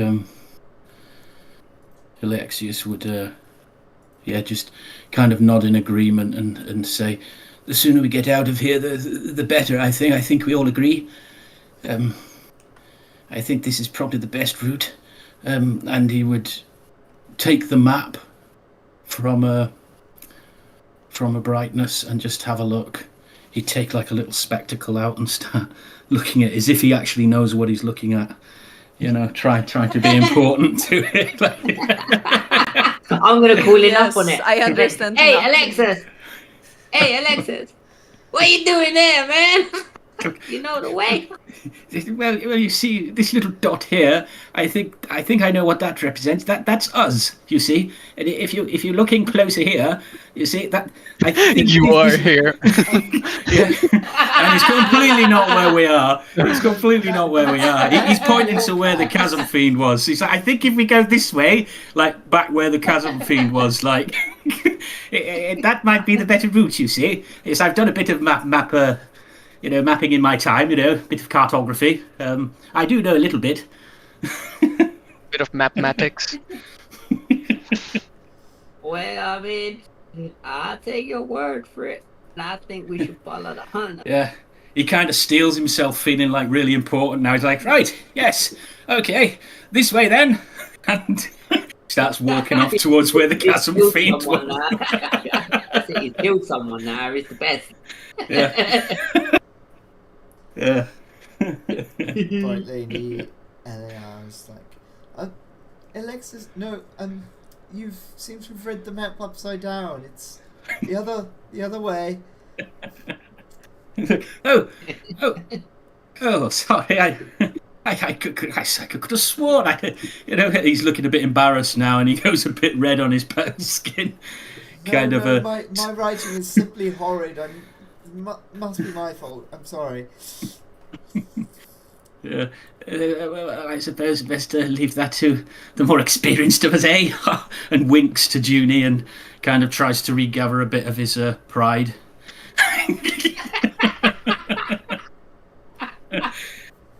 Junie looks confused. I also want to snatch it away from you, but I don't know how right now. As you guys give me that pride, bitch. You were wrong. The chasm walls start to close in, and the smell of death hangs in damp air. All around, vines reach into the ankle-deep stormwater. Life Spren hover above the plants, but rot Spren gather around the roots, crawling over 3 bodies lying in the water.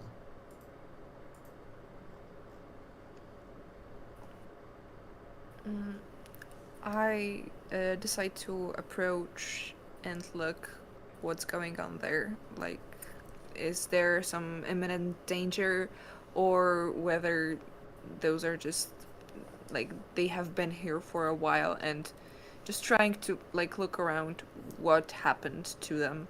As you approach... I'd like to check for an ambush of some kind.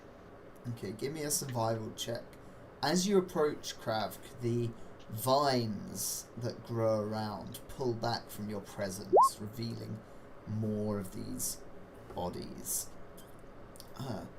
A soldier in a rotting blue uniform and breastplate.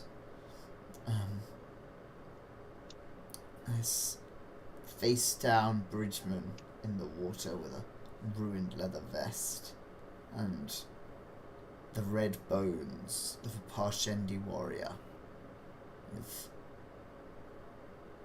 carapace, the exoskeleton, hollowed out by rot. Dunie, you... Let me just check ahead to make sure there isn't an ambush. Pretty sure this... Nah, you don't see any signs of an ambush. There's a bacon tree.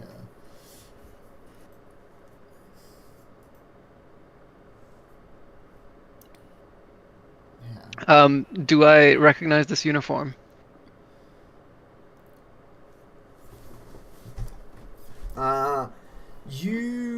There's not enough details that have survived for you to be able to tell which High Prince's army. There's definitely an Alethi soldier and bridgeman. I'll check to see if there's anything worth salvaging from these bodies. Yeah, you find 20 diamond marks on the soldier, and a sapphire brome, 100 mark sphere, infused with Stormlight, and a small wooden axe hound that looks like it was carved by a child.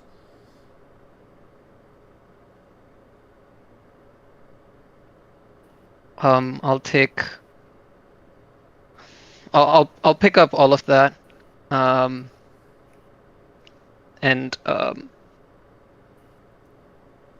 the sapphire brome will be helpful for lighting the way. And Dunie will pocket the little axe hound figurine.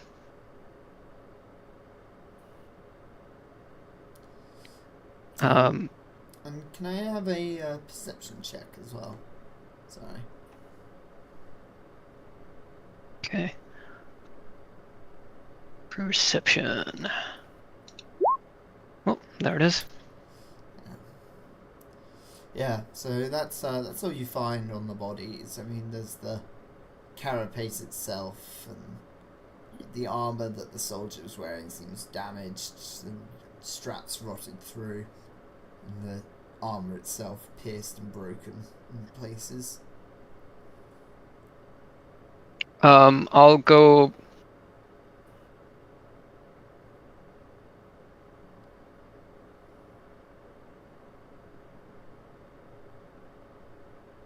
Yeah. I'll go. I'll give the money to Ilexius for now. But I'll keep the Axon figurine. Okay. Yeah, they get Ilexius will take this and go. Oh my, where did you find this? This is grand. It can't be from a normal soldier. This is enough wages for 3 weeks. Maybe our friend here, Krahvk, you've done so well on this expedition. You really don't have much standing, do you? As a bridge crew person, maybe you deserve it more. And he would hand it out to you, very gratefully, just like for everything that you've done, realizing that you've come from a bit of a downtrodden walk of life, thinking this should help you if we get. And he'll say, if we get out of this, then maybe it might buy your freedom.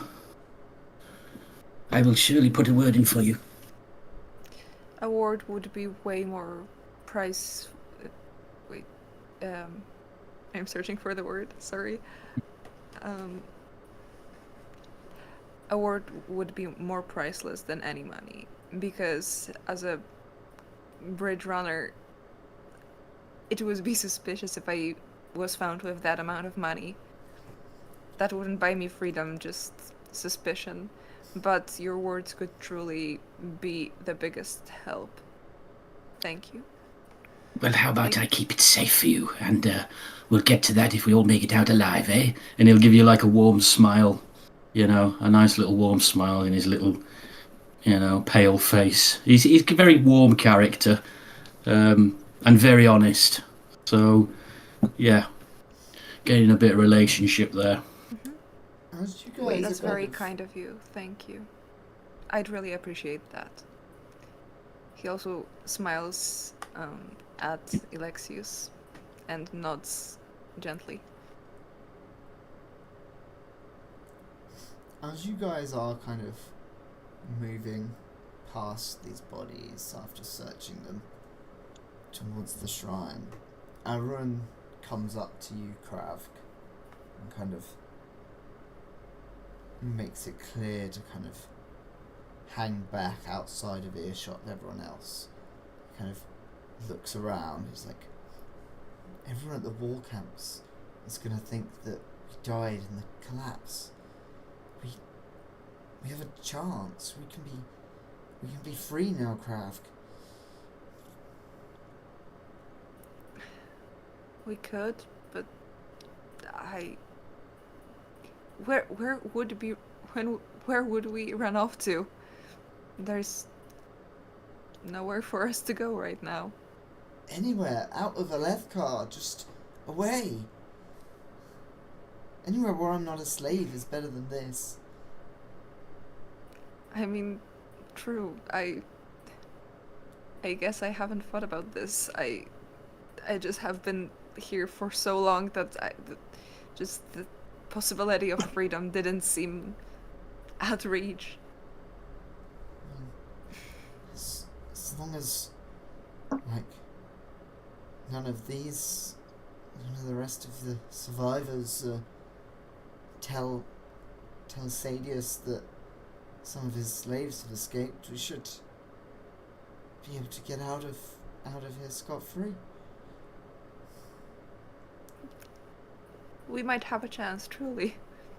We might.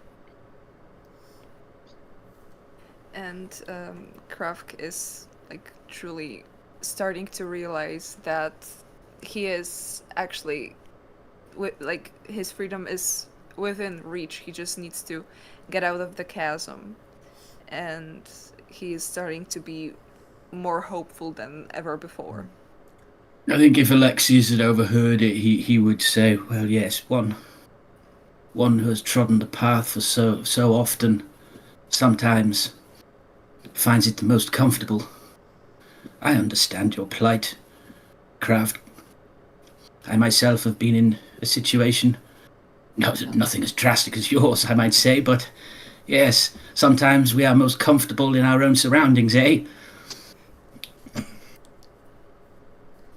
That is true, although I couldn't say I feel comfortable. It's all I've known for months, and I just can't imagine really going back to my homeland and traveling again, and it just seems impossible and yet at reach. Everything is possible if you put your mind to it. That's something my grandfather always told me. You know, you seem like a good fellow, Krahvk. I'm sure that if we get out of this, there'll be something in your future that you can hold on to. You know, in your situation, I suppose, being downtrodden for so long. Believe in yourself. Believe in yourself. At this point, Dunie sort of says something. He says, "They will kill us because we killed the captain." At this, I think he'll kind of look to the brightness, assuming that she's still here. But you see, even she, my lady here, knew that what he was doing was outrageous. The rage in his eyes. Sometimes these Alethi soldiers, they let the rage take them, you see. You cannot be held accountable for that. I mean, I killed that poor fellow. I didn't mean to, but he would have killed us all. In these situations, we need to band together, right? As you guys are having this conversation, Ilexius, Krahvk, and Dunie, you see this shimmer in the air, just this faint golden ribbon that seems to be darting around and almost staying out of sight as it follows you from crevice to crevice.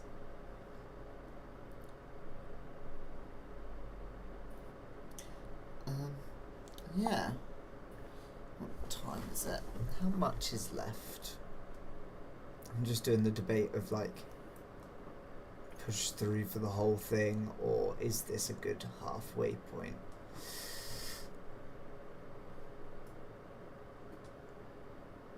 I don't mind. What is everybody? I'm good. What's everybody's time like? I'm good. I don't mind. Whatever you want to do, Doc. It's only 9. Alrighty. Well, as you continue on, the chasm widens, and the walls seem to not be quite so high. The floor has dried out as it rises, and broken stone litters it. The stone was broken recently and isn't worn smooth like the rest of the chasms. As you look at the chasm walls, you see embedded, once hidden behind a layer of creme, a forgotten structure is half revealed. This lower level about 30 feet above the floor, where columns flank an open doorway.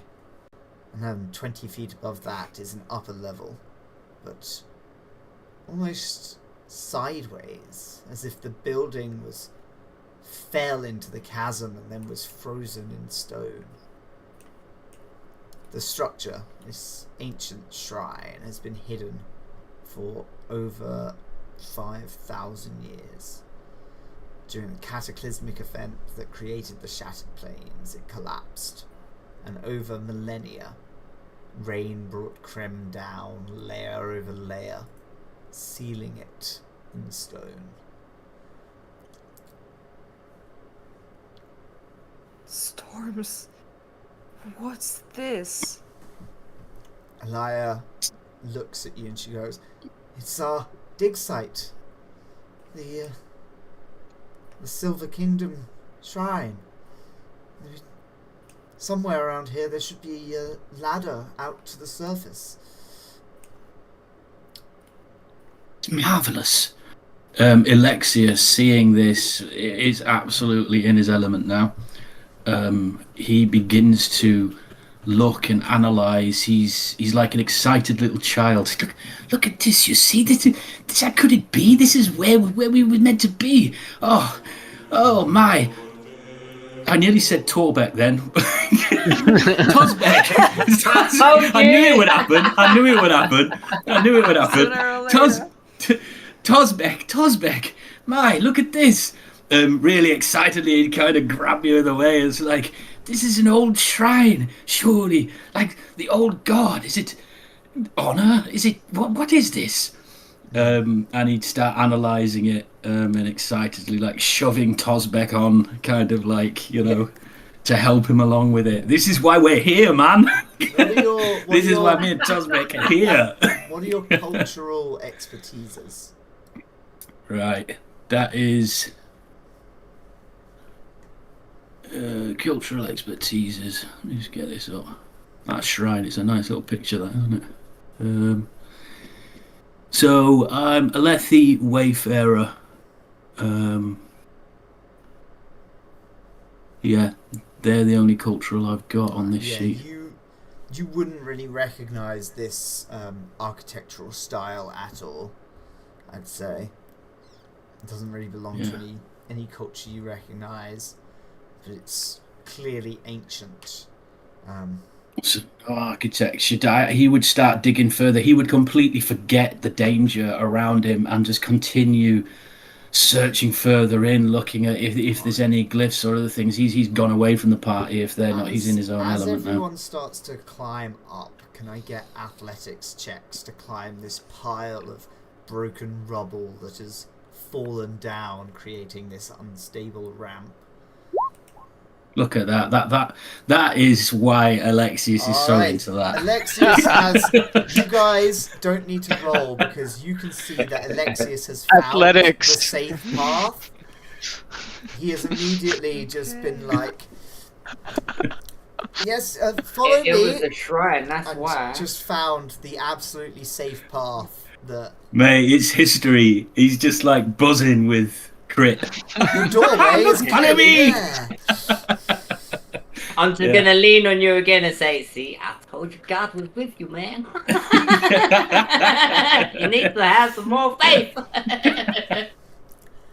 As you approach the doorway, inside this shrine, buried in stone, it is dark. It is completely dark. Unless you guys have a source of light. The sapphire. Yeah, and I suppose the mark gives a bit of light. I think Ilexius would take the sapphire out. The mark that... Was that what you was talking about, so if Dunie? Yeah. if you take out that handful of marks, it will illuminate about 10 feet around you. I also have a lantern with oil in it. Yeah, So- that would illuminate like a 20-foot radius as well. Okay. I'll take that out. So you've got this kind of like oil lantern and stormlight lanterns. Yeah. And So- Dunie's trying to keep up with Ilexius and is actually trying to listen to what he's saying, but Yeah. Yeah. It's going through one ear and going out the other. He's just completely mumbling a load of rubbish as if talking to himself. Yeah, he's in his element, and he won't know if he goes beyond the party. It's probably best you look after him, because yeah, he's very excitable. So rubble litters the room and dust covers the surfaces inside. The floor is uneven, listing to one side, so if you dropped a sphere it would roll out of the room. The walls themselves are decorated with elegant carvings, and brightly coloured cremlings crawl out of the cracks and skitter away from the light. The only path out of the room is a stone stairway leading up to the second story.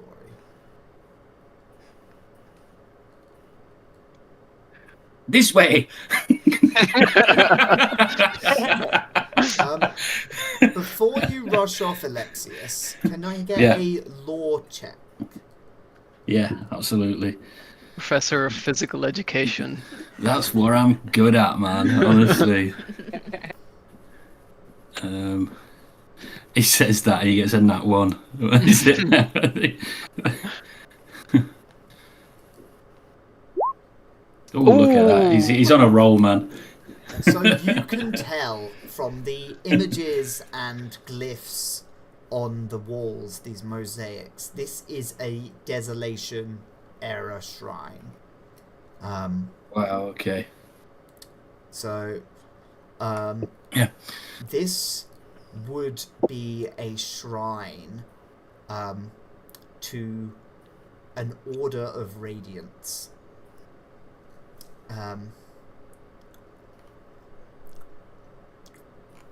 Specifically, on the floor there is a large symbol of the double eye of the Almighty, which is I don't know if you guys can see on this map there. That double Okay. eye. On the left hand side is the first floor.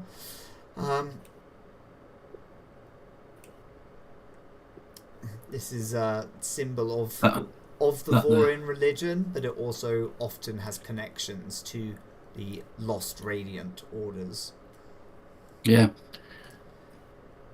Ilexius just says, he says, from the time of the desolation, Tozbek, look, it's the sign of the Almighty himself. We've stumbled upon something marvellous here. Wondrous, look at it. Can he make sense? Has he seen these signs before? Does he know what he's looking at within his studies? Has he heard of these kind of shrines? Obviously, this is kind of what we set out for, I'm guessing. I mean, there's lots of stuff about void bringers, preparation, and like how people must be ready and determined to fight, and the war for the Tourmaline halls. Like it would take you a while to kind of go through everything in here, but like everything, a lot of the stuff that you're seeing is stuff that is been theorized by archaeologists and historians. I think Ilexius would rumble around in his satchel and start making little notes and sketches of whatever he could with the time that he's got. Yeah. At this point. While Ilexius is studying the ruins, I'd like to try and see if how does it look structurally? Does it look like it's going to collapse on us any second or something like that? Well, so the room you're in is sloped quite heavily towards the west, and you could see from the outside, from what was visible, that the room one floor above you seems to have been completely like rotated 90 degrees, so it's lying on its side as it collapsed. Mm-hmm. But then, 6,000 years worth of stone has built up as Krem was deposited around it. It's almost reinforced. Yeah, forming essentially, like paleontology digging up dinosaur bones. They'll pour plaster around them to make them sturdier for carrying and transportation. It's like that. It's not. Mm-hmm. It's not that it's structurally sound, but it's probably not going to collapse on you. Although the entire reason you're here is that part of the wall collapsed, revealing it to be visible from the outside. So, yeah, okay. But it's unlikely. It sounds like you don't feel like it's not shifting. It's not loose. It doesn't feel movement under your skin or any of those vibrations as you move around. Dunie will sort of shift from one foot to another, not really knowing what to do here, and kind of will follow Ilexius around. He's got the Axehound figurine in one hand, and he's just sort of rotating it in his hand over and over and over again.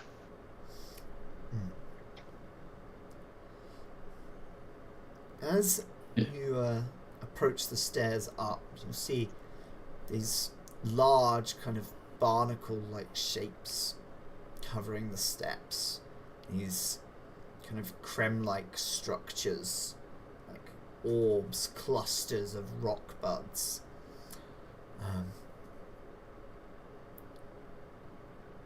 Kind of melon-sized little half spheres.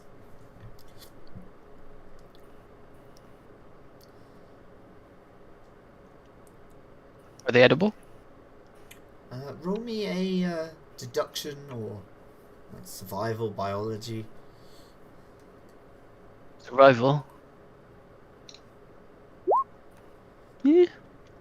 So those would be Kremling nests. So they would, from what you can see, large numbers of Kremlings.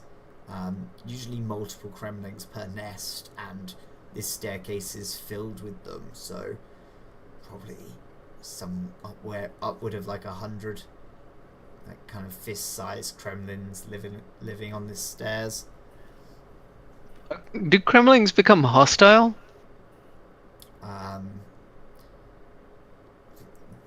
When? Is that it? Like just on people get it. They're small creatures, so they generally wouldn't be. They keep to themselves. That aggressive. Okay. I mean. All right. I'll try to give them a wide berth. Yeah, roll me a agility test. Yeah. So as you're making your way up, you hear this crunch as what you thought to be another kind of stair is actually just more of this Krem-like stuff that breaks under your foot, and a swarm of like brightly coloured Kremlins pour out and scurry away into different cracks in the staircase. Oops.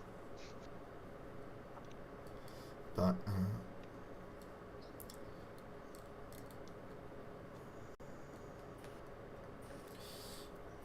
and you make your way up to the top of the staircase. Is anyone else following Dunie? I'm following Dunie. Right, can I have an agility test from everyone climbing these stairs? Yes. I mean, would the stairs lead to more clues? They would. More, because that's essentially where, Ilexius would be following. After he's done his notes, he would be...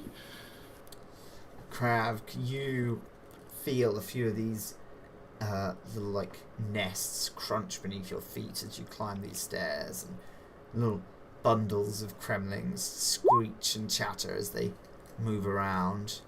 Behind you, Ilexius starts to climb the stairs, and a few more of another one of these like little barnacles is broken open by your staff, and as you do, the various cremlings of this stairway, having been disturbed and disturbed and disturbed, will go to attack.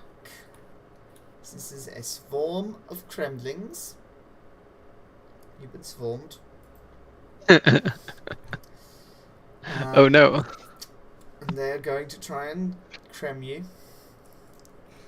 I assume that's the verb. But first, we must find out. High or low, West? Do you prefer high or low? Who, me? Yeah. Thought you said my name. I'll say hi. Okay, well if this is a 4, then these are poisonous cremlings. Oh, oh come on. Oh, Excellent! Oh Yeah. no. Ilexius. So I'll also take a fast one. So as you break open one of these bundles of nests, they are going to try and bite you. Does that beat your defense? It doesn't. Alrighty. Well then, we are in combat now. Oh my. As a I believe. And you hear shouts. Yeah.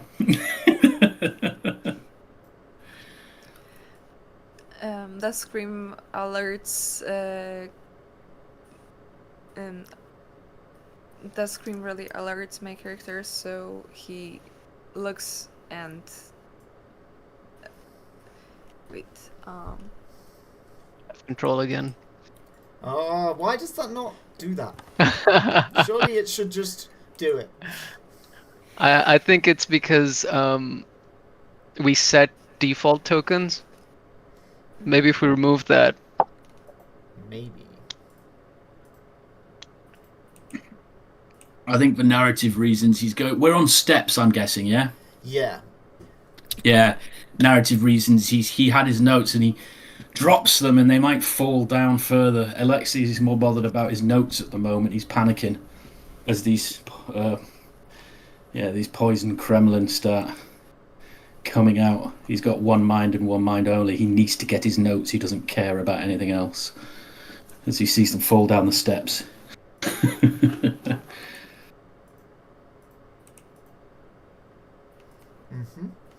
So, who's going fast? I'm going fast. I'll go slow. I mean, he's going fast for his notes, so I presume he's going slow. Alrighty. I'll go fast. The cleric's got his back. So what are I you got your up notes. to, Krahvk?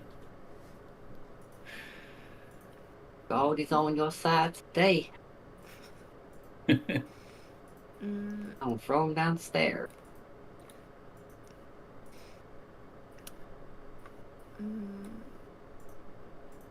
Alright, so wait, whose turn is it right now? Well, it is Tozbek, Krahvk, and Ilexius first, so Okay. doesn't really matter which one of you goes first. But think there's no grid on this map, by the way. No, not really. Just No. Should be fine. I mean, interestingly enough, Ilexius is going fast for his notes, so if you want, he would be taking an action to go and grab his notes. Narratively. He kind of runs down the steps, gets his notes, and then he's like a moment of relief, and he's like, ah. And then he suddenly realised the peril that he's in. Oh! And he will... He'll shuffle around and get this small little. It's not a rapier. But it's a lot smaller than normal. It's more like a letter opener. But yeah. And he'll I'm go. gonna scream out, "Somebody get this man a crossbow!" But he couldn't get the crossbow, unfortunately, because he had it. He's panicking. And so, yeah, he's taking an action to grab his notes, and then he will get the rapier and just start lashing out in panic, like, you know. I'm gonna tap you on the shoulder and point you towards the enemy. Yeah, so he'll take that attack with the rapier, and obviously his zeal gets him a hit, I'm guessing. Yeah. That will indeed be a hit against the swarm of Kremlins. Yeah, so this is the swarm of Kremlins. I think he would then back his way. Oh yeah, I can't grab my token, but yeah, he would back his way out as his last movement, back away from the Kremlins. Would that provoke opportunity? How much focus does a Kremlin have? Would provoke opportunity. He would react by trying to bite you. Yeah, he'll definitely do that. Known for their focus. Follow the narrative. Yeah, that doesn't hit. I have a defense of 16. So he's managed to move out the way as he swipes at this Kremlin. And kind of just, I'm guessing moving up is out of the way of the Kremlin now. Yeah. And that will be my turn. Alrighty. Krahvk or Tozbek? So Krahvk goes down the stairs and tries to like kick those Kremlings and like throw them into a wall. So probably unarmed attack. Yeah.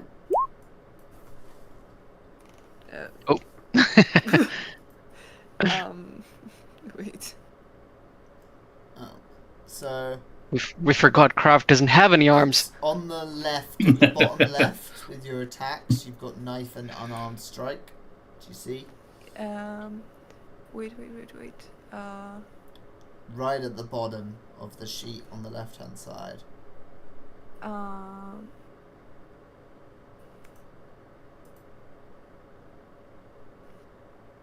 Oh, okay. Sorry. No I worries. see it now. Yeah, it's because you've got Yep. expertise in that you've also. Yeah. Okay.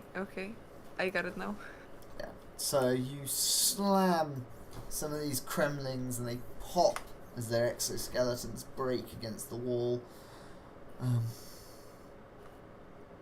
So that's movement and attack. Next up, Tozbek. Tozbek, what are you up to? Dorbek's going home. What are you up to, Joe? Stop. Short. Point my stuff. Ask God. The Almighty Father of God, hold in heaven, I command you to smite this thing. I'm just gonna stand there and wait and nothing happens. And then some more. Oh man. And at that moment, I'm gonna sort of look towards like Dunie and be like, "Help, man!" Like, I'm just confused. and then I'm gonna step forward and swing my staff, and hope smash it into oblivion. Alrighty. As that happens, Ilexius is kind of like, just kind of like watching like, yeah, go, like, you know, narrating it all. Yeah, like weighing him on in the corner, yeah, cheerleading him on. Egging you on, get him! As you do that, you slam into it. And the thing lets out this ear-piercing screech. Can I get from everyone except for Dunie, can I get a discipline test? A DC 14 discipline test. Roller. I have never been very disciplined. Today's the day. Oh, look at that! Today is the day. I mean, where are these rolls coming from? Ilexius is high just all the night, single like. most capable man on Roshar. It's the history! History! For history! The power of academia compels you. So, yeah, Krahvk. Me and Cookie need you in the what's it called with these kind of roles in that military game we. I made about 10 rolls in a row and I missed every single shot. I had an M16 and he was right there. Yeah. Oh, man. Literally, in a game where like a single bullet kills most human enemies, just missing every shot for like an hour of fighting, and I'm just like, comical, mate. the bad guys weren't It was hitting so either. funny, It was bro. literally, it was like one shot will end this fight on either side. No. Right, this is why we play TTRPGs, man, isn't it? For those moments. Yeah. Dice dealt Just stories. completely misses him. Great. That's so- the At the beauty point of I it. was like, I'd run up, trip him over, point my gun at his face and pull the trigger. And Zox is like, critical miss. I'm like, ow! Point blank. They knocked a guy out and tied him up, and then when he was unconscious and tied up, they were like, actually, this is pointless. Let's just shoot him and not leave him alive. So they shot him in the head, and I was like, okay, you don't need to roll for that. You just kill him. And they were like, wait, we don't need to roll to kill people if they're tied up and knocked out. Let's just tie up and knock out everyone. Yeah. And I'm just like, well, yeah, but you Yeah, still have to that's what we succeed done. on rolls to do that. Anyway, yeah, so Krahvk and Tozbek, you both hear this shuddering screech from these Kremlings as they screech out, and you take 6 points of vital damage each Damn. as your ears just start bleeding. Next up is Dunie. Dunie is going to so he took a slow turn because he needs to take some stuff out of his backpack, and he'll step closer to the others to the top of the stairs, and he'll say, everyone up here, I will set a trap, and I'll use 2 actions to set a deadly trap at the top of the steps, and I'll make sure that everybody can see it, so they can avoid it.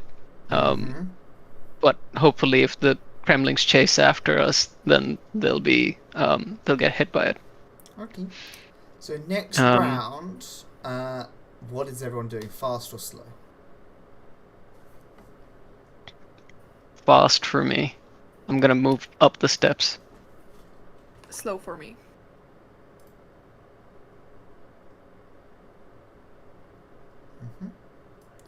So slow for Krahvk.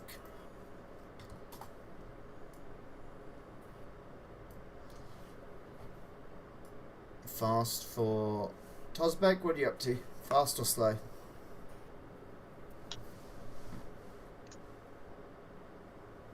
Joe? Sorry, fast, bro. Sorry. Alright, what are you up to, Tozbek? Tozbek, fast. Yeah, what are you doing? Oh, is it my turn first?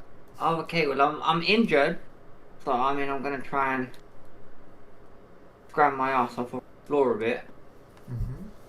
and then I'm gonna try to shove one of them away from me. I suppose. Alright. I don't really want to. I'm gonna shove one away from me. So get distant, and then So roll me an athletics test.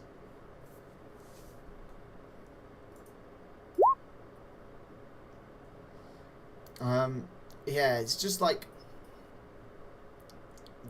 it's like a swarm of insects, so it's hard to shove them.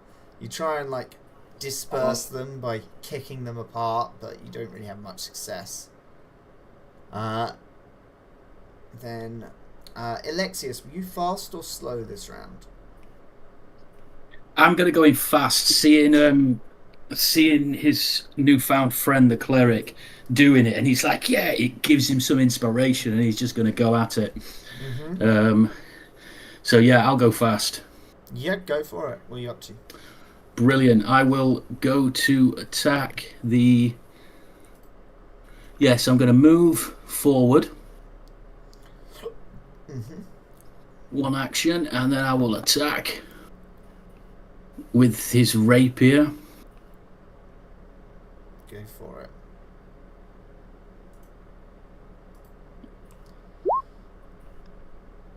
Sweet. So you managed to just skewer the last couple of these bugs on the floor. Yeah. He's just in a complete war cry. He's like, ah! Just going mad for it. Smashing all the excess nests. Yeah. clothes and everything. Yeah. You can almost see that red eyes, that you saw in the captain. He's on fire. Bugs will die. He's a hero. Yeah. Excellent. Well, you managed to take out my swarm of bugs. And as you move up the stairs, the rubble starts to fill the stairway. About 30 feet up, the stairs end. And where the landing should lead to the next floor, broken stones form an uneven ramp to the level above. The upper level lays completely on its side. What was once the floor is now the wall, with the former ceiling to the east. Columns, broken from their pedestals, have collapsed onto the floor.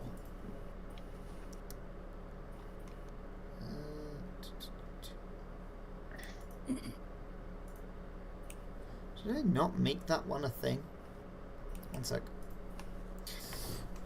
Glyphs. Maybe got 95% of the things ready.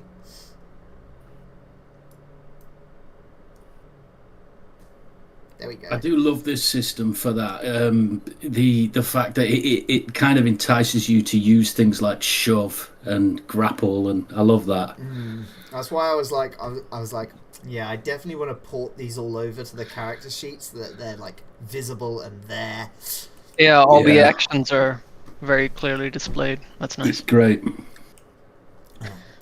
The most striking feature in this room is well, it's not really tall anymore. This 15-foot long statue that is lying on the floor of a fallen warrior, a shard bearer. And at its feet in the pedestal, 7 glyphs are carved.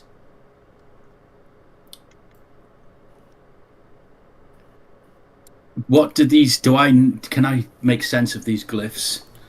As he kind of gasps, he's kind of killed all these bugs, and he's like, and he suddenly comes back, and he sees these glyphs. As you approach Ilexius, how would you feel seeing that this shard bearer, this knight, this enormous statue in shard plate with a shard blade, a statue of both, not adorned in, priceless artifacts that would make you all kill each other,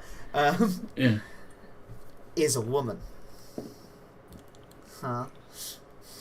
Well, interesting. Would that make a difference to Ilexius and his hypothesis on history? Would he be like, would that make him, is that strange? I mean, like, it's very different to how things are done nowadays. Whether or not it's against your personal beliefs, you would know that this is something that you would almost never see in Vorin society nowadays, because gender roles are. I mean, this is the thing. He's like what they call a versatile. I think it's like a versatilian. You know, like in the books. So I think he would be. He wouldn't be shocked. He's more in awe of it all because anything's possible. Interested in the historical implications. Absolutely, anything is possible when it comes to history. His whole philosophy is finding the truth among the lies, because culture and obviously people who write history is normally the ones the ones who have won. So yeah, he has that huge belief. Can't remember her name in the book. Was it Jasna Colin? Mm-hmm. Yes. Yeah. So kind of like that to understand the present is actually So he wouldn't be shocked. He'd be amazed. In fact, it would probably just confirm to him what he was already thinking. Okay. That there's more that meets the eye with history than what is written. Before I interrupt, you were saying something about the glyphs. What kind of inspection were you? Yeah, I'm looking at it would probably be either trying to understand, first of all, if he understands what these glyphs are, but also then trying to deduce what they mean. So it could be anything for law or deduction or both. Give me a law check. Okay. Quite an easy little law test. Yeah. Yeah, he's been rolling high all day, and it's one of his highest proficiencies, and watch him getting that one. He didn't. He got 2 1s, but that was tempting fate. So, I mean, these glyphs, they are archaic, but they are still writing that is recognisable to Vorin person. Various glyphs see life, strength, journey, before, death, weakness, and destination.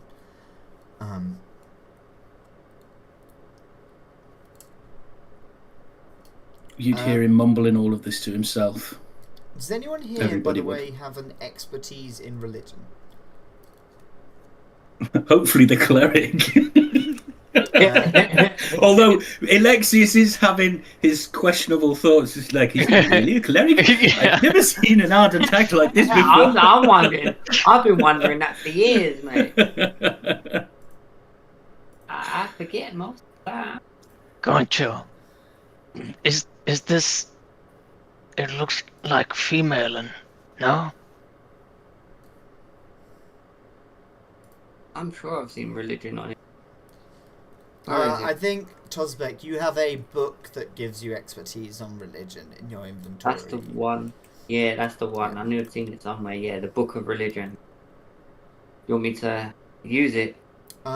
Ilexius, by the way, when you mutter the words, you get these kind of like trails of blue and gold light out of the corner of your eye.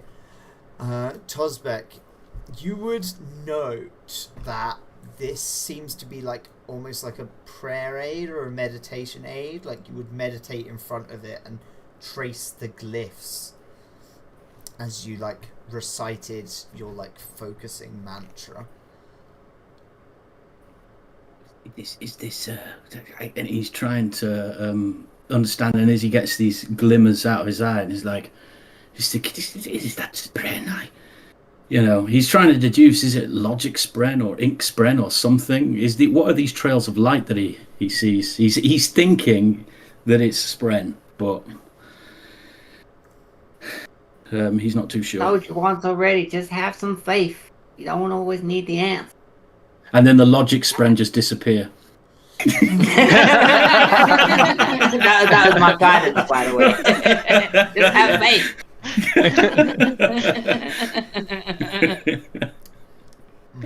What does guidance do, by the way? Do guidance. Guide. I don't know. It's like enlightenment. Oh. I don't think there's like a specific guidance.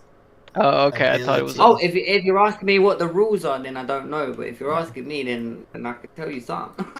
Yeah. This is Go just with something like spiritual go with the guidance. narrative because I ain't got a clue. Got Let's make it fun. Yeah. I think it means this because in my studies. Back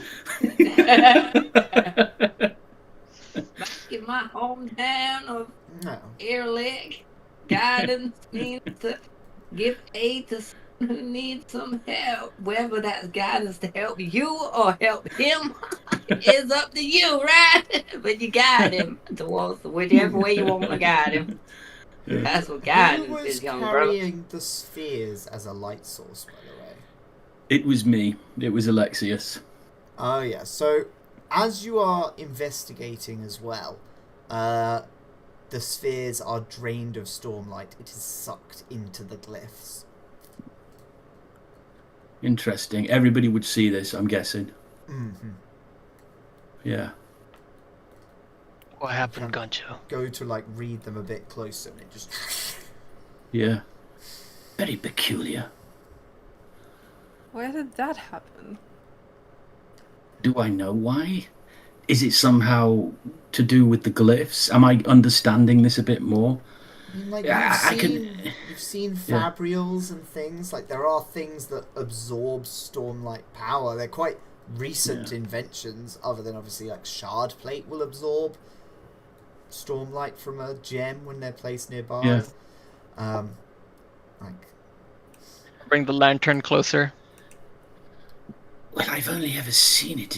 It doesn't make sense because normally the high storms we have, the Stormlight normally is attracted to it. But it seems that this is the opposite. Is the Stormlight actually going into the statue, did you say, of like the it's woman? being sucked into the glyphs, and the glyphs themselves Into are like the glyph. glowing with Stormlight. Wow. Yeah. Dunie, can I get just a perception test? Yep. As you kind of like bring the light closer.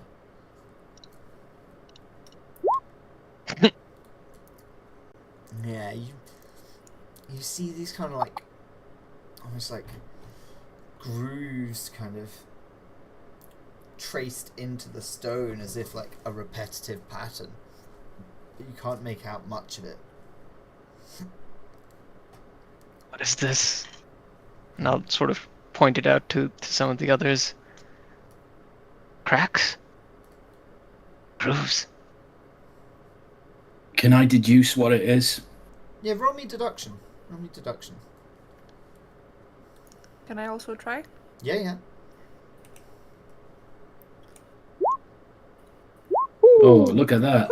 The bridge crew member like outshines Alexi. I don't know how he feels about that. Yes, well, it looks like it's no, it looks like this.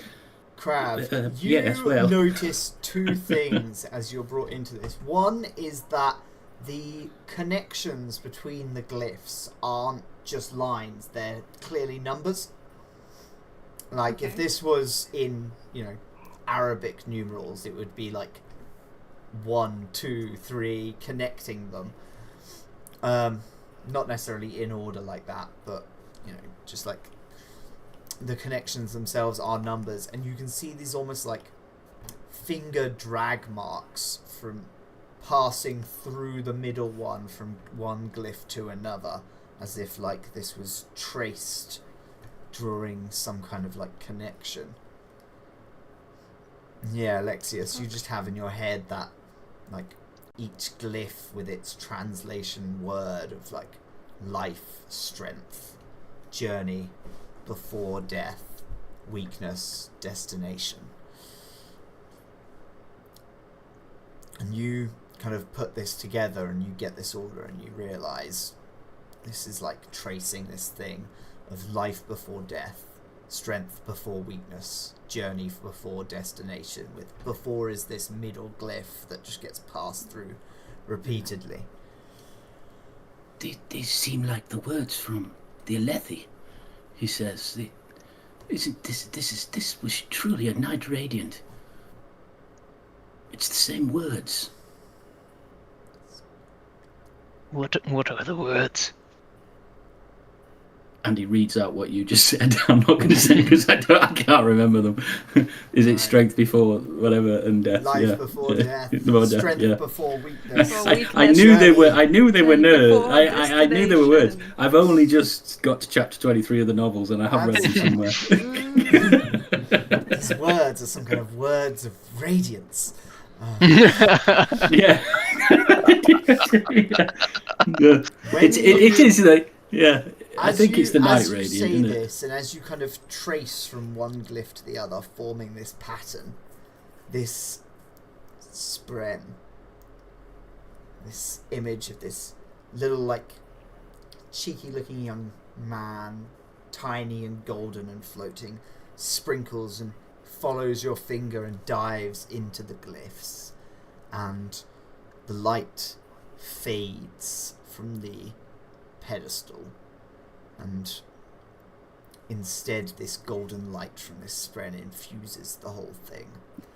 And on one side a compartment slides out, and inside is a bracelet and 2 rings linked by metallic chains, and set into the chains and the rings and the bracelet are these various gemstones of various size, and everyone here, without really rolling, would know that this item, this thing that you have found inside of this hidden compartment, is a priceless treasure. It is a soulcaster. Capable of transforming one substance to another, feeding armies, building fortifications, even turning men to fire or smoke. All of you would recognise that this is an incredible treasure.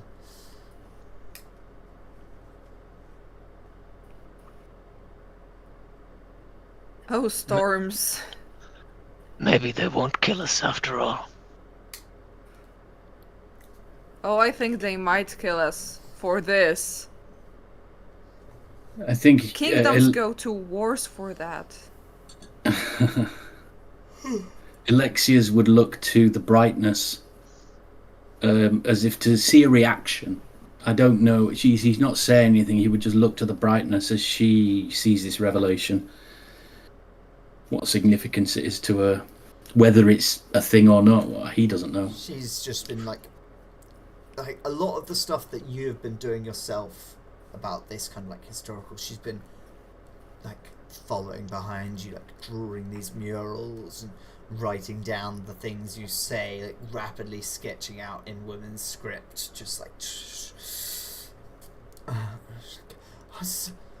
is more than we could have hoped for. I mean, like almost direct evidence that a lot of the technologies that we find predate the desolation. I mean, some theories that some of these things were made afterwards to cope with the effects of the desolations, but we had soulcasters even back then in the times of the Lost Radiance. And she's just like, she will talk with Ilexius about like theories and what other historians have said and other findings for as long as Ilexius will.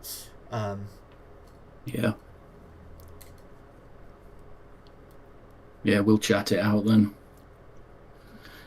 Ilexius is unsure about this. It's a bit out of his depth. He knew he was coming on this expedition for a reason, but he didn't quite understand the significance until now, so he's a bit speechless, just listening to the lady speak about it. Dunie sort of walks closer to Krahvk and says, "This is dangerous." It's like he seems like he doesn't understand the significance of this moment.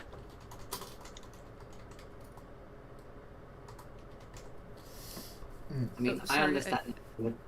So he just comes up to Krahvk and he seems a bit confused. He said, Yep. This thing is dangerous." It's more than dangerous, my friend. This is something that can feed, but also can turn one to stone. And it is very dangerous for us because it means that our fates are sealed. Knowing High Prince Sadius, we will not be making it out alive out of this journey. He will take the Soulcaster, for sure, but he will probably leave us to rot. As with all the precious things. I mean, the great mighty Lord hath for us all.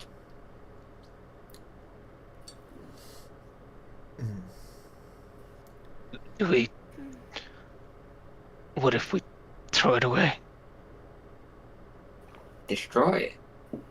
Is that what you're saying? We couldn't.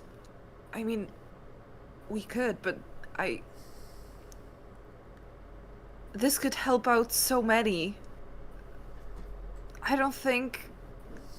We need to... We really need to think this over. It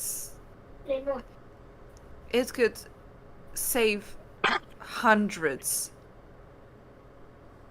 But it could also cost our lives. Would it be possible to roll some kind of deduction or lore to know what would happen if we walk back to camps with the Soulcaster? You could certainly roll deduction. I have a 1.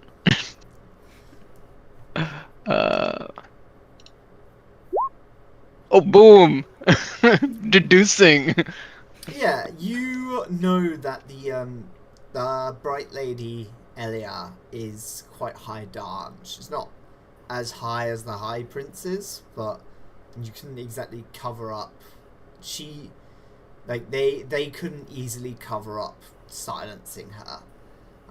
So Okay. you don't think that you'd necessarily be acted against, but there most likely would be pressure to sell it to Sadius for far below the price if it was sold at all, because of potentially his claim to it being sent out as part of his expedition. I'll approach the bright lady. I'll say, "Brightness, we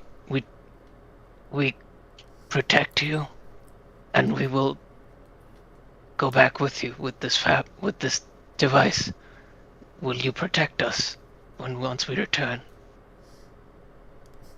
She smiles at you and kind of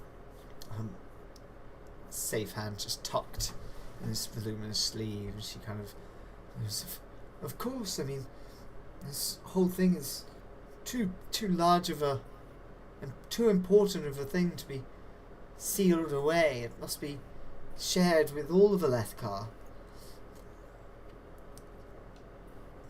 Okay.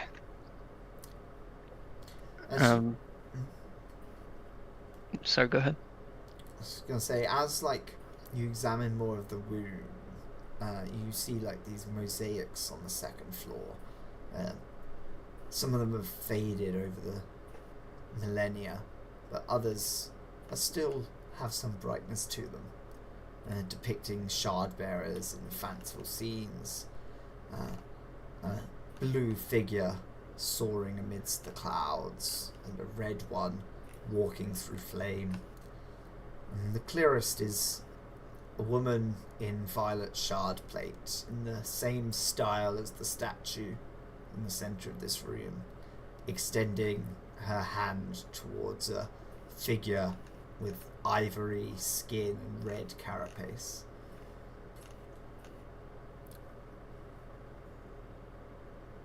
Is that Parshman? I mean, it looks strange for a parchment. I mean, would you would you have seen the Parshendi in war form? Have you gone to any of the battles while you've been at the plains? If we weren't arriving at the Shattered Plains right now, then probably I have seen them. Yeah. So you would recognize this as a large, dangerous, and far more intelligent threat than a Parshman. This is a warform Parshendi,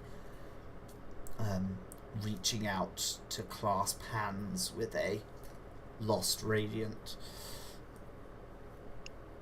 The significance of this is probably lost on Dunie. This means confused. nothing to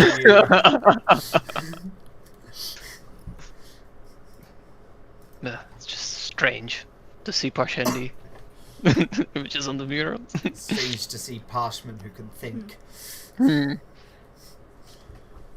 Wait, let me take a look. What's over here?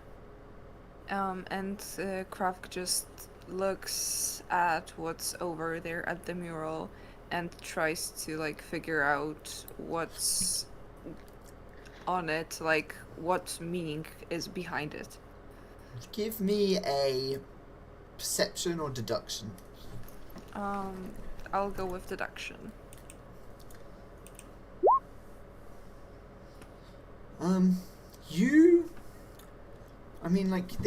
These all seem to be events. They seem, from what you can get from these murals and their kind of surrounding glyphs and symbols, these are events. These aren't fantastical imaginings. These are some form of recreation of the things that the Lost Radiants did. And one thing you do find is within the center of the breastplate there is a little hidden compartment.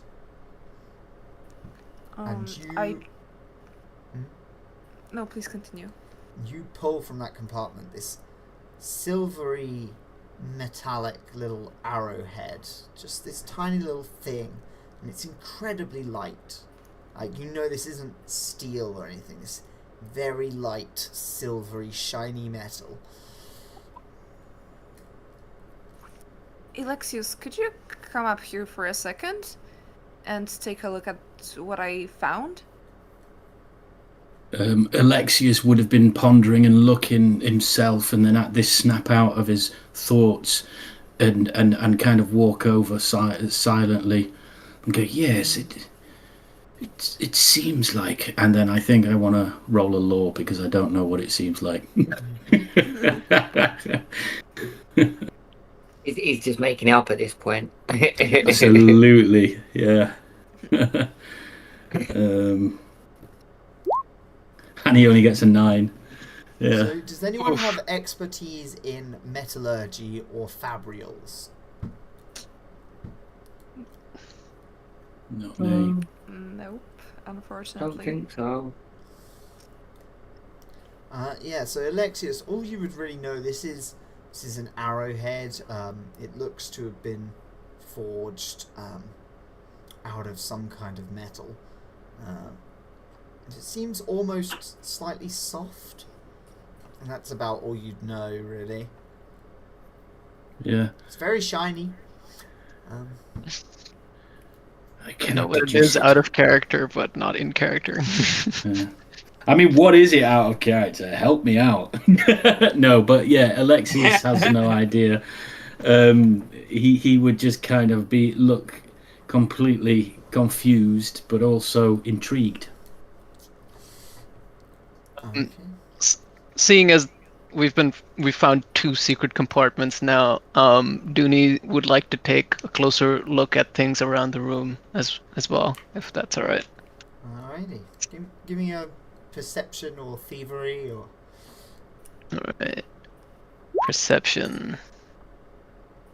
You do find in the other side of the pillar from where you got the Soulcaster out, you do find a little compartment with a amethyst inside, cut in this twisting pattern.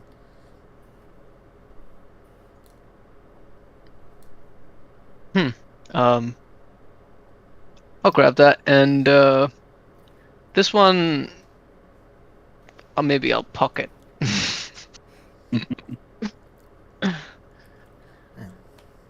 I can buy a lot of chowder with that. It's quite fitting that the Man of Steel tune just started playing on my playlist. Man of Steel, STEAL.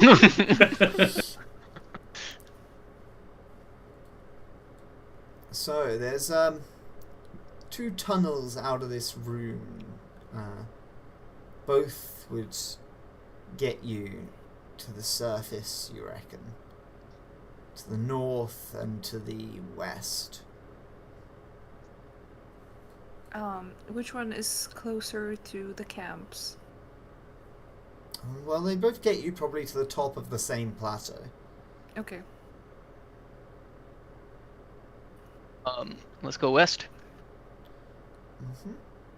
Ilexius is like, no, there's something I'm missing here. We can't leave straight away. He's really reluctant, essentially. Elia's like, come. We'll come back. We'll bring another team, more people to be able to keep us safe while we check out everything. He's kind of just like very...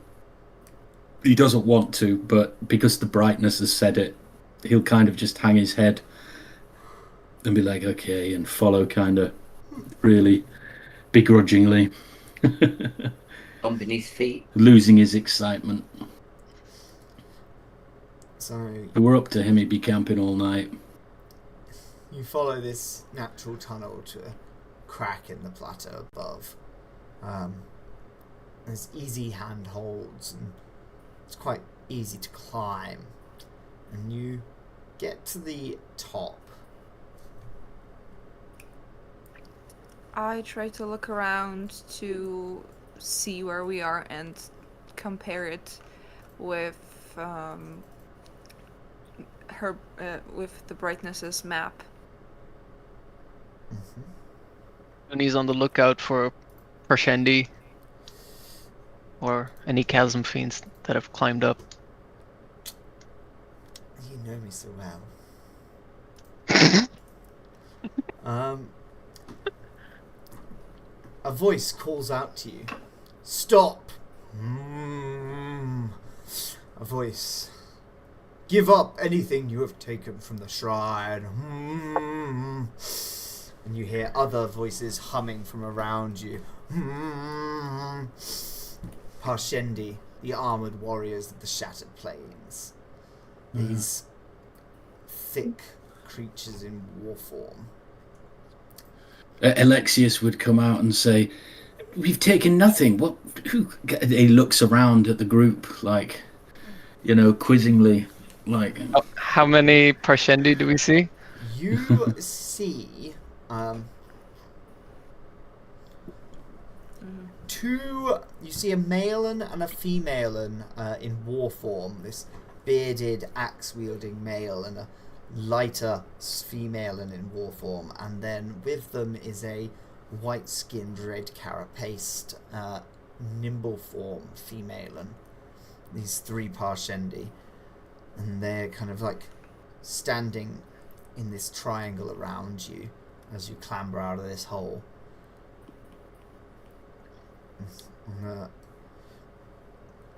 The nimble form steps forward and she says, leave whatever you have taken from the shrine.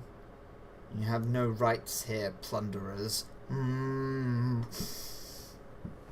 I use my persuasion. Mm-hmm. Yeah. Well, now I think you're dearly mistaken. Listen, we haven't taken anything, right, you lot? I mean, I definitely, my pockets are lighter than they were when I fell down that godforsaken hole. I'm just happy to be back here now. Who are you getting in my fucking way? What he said. Yeah. I mean, your kindness. I don't mean to be disrespectful in that, but I mean, you a stranger to me and I'm a stranger to you. And what's your goddamn problem? Move aside. Make way, man. You're a stranger to more got than any me. food? You're a stranger to these lands. These are our plains. Ain't we You all, come darling? here with your armies and your bridges, killing chasm fiends and stealing from shrines. Hey, let me hold. What army do you see now? There's 4 of us.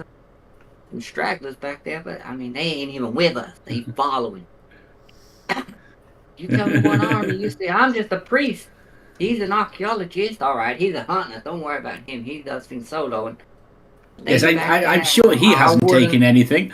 Yeah, he hasn't taken bang. And lady back there, she's just a darling. You don't even worry about her. But don't piss her off. All I'm gonna say. So, yeah, Can can we you- go now? Can you Move- roll me move aside. deception, please? Deception. Can I aid? Yeah? I'll mark a focus and I'll aid by what I'll do is I'll take out the amethyst and I'll say,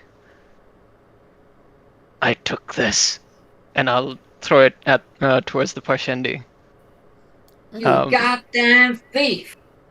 Goddamn thief. But- I didn't know he had that. I did not Heretic! know he Burn had him at the that. stake! but one of those things of a lesser crime to hide Yeah. a larger Joe, one, and that's roll- my aid.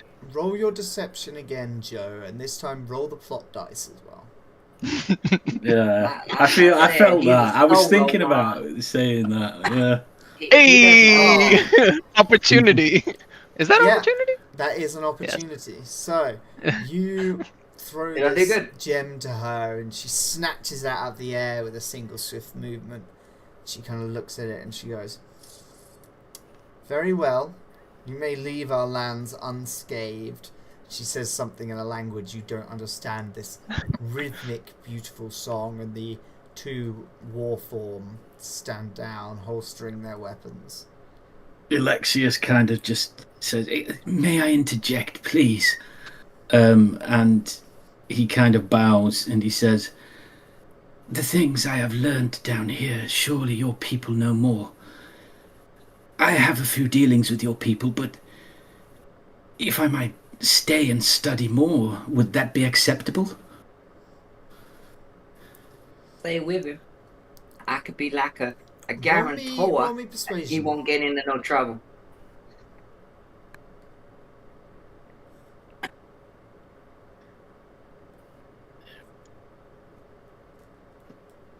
No. Can I help? Terrible. That's the worst roll I've had all night, and that was the one I She wanted to looks succeed you up on. and down. And she says, It's the one he cared about.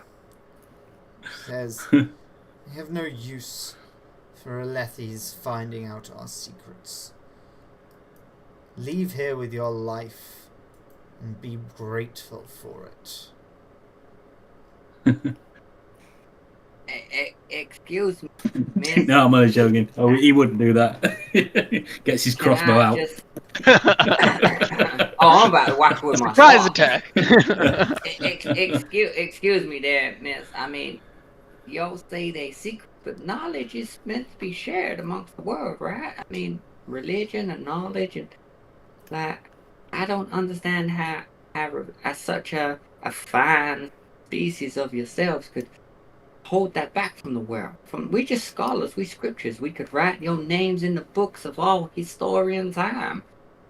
And don't speak to my friend like that again, because there might be consequences. That's like persuasion crossed with intimidation, man.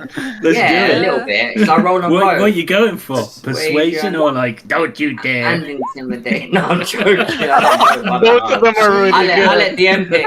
I was going to Pick the say, worst I one. wasn't going to ask for a roll. I was just going to respond. She's going to look at you and she's going to say, "The knowledge your people hold has allowed them to spread. This world used to belong to the Parshendi. Now we are kept and the shattered plains near the origin of the high storms are most dangerous. I do not think we need to share any more knowledge with the likes of you.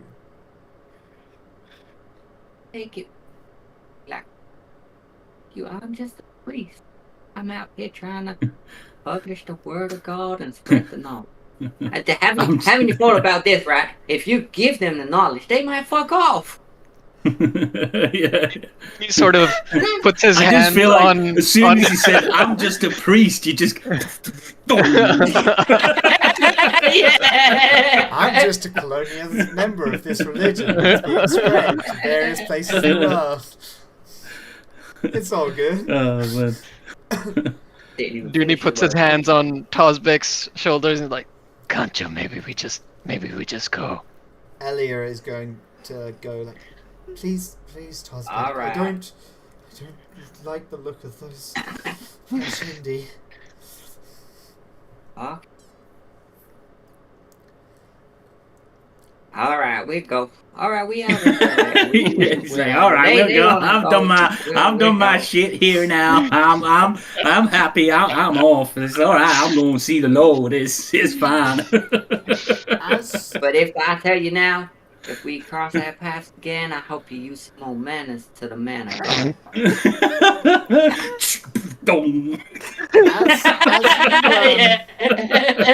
head off away from the shrine, the journey home back to the war camps will take about 12 hours using the permanent bridges between plateaus. These permanent structures that are unused most of the time due to just the convenience of being able to place a bridge wherever you want.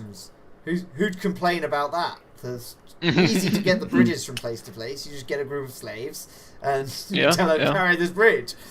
Yeah. Way of the world. And as you do,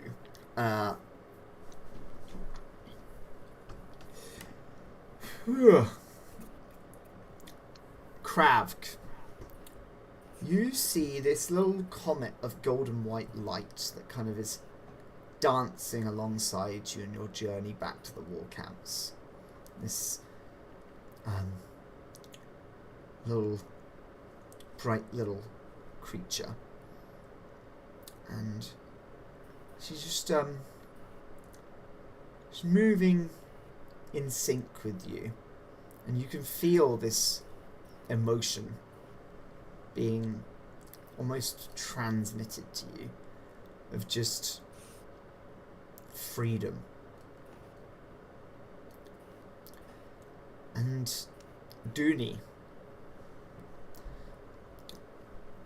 you see this little blue glowing outline of a horse. This like if you took a horse glistening with sweat from a hard run and you shone a strong light on it and then you took away the horse and left the shimmer. Just kind of swirling through your hair. I try to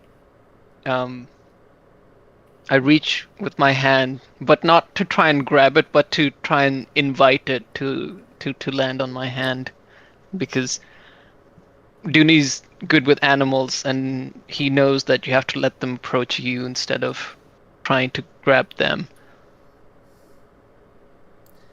You just hear in your head, Dunie, stand up straight, boy. March faster. That's it. I see Automatically. I see you're a strong, capable lad. You do good together. I look around. Where'd that come from? Begin to Just approach confused. the war camps, built into a series of 10 craters at the western edge of the Shattered Plains, each war camp housing the armies of Alethi High Prince. The war camp for High Prince Sadius sits between the camps of Royan and Aladar, at the southwestern edge of the Alethi settlement. Scouts and guards stand around the gates to each war camp, and chaldron wagons move between the markets to the west and the craters themselves.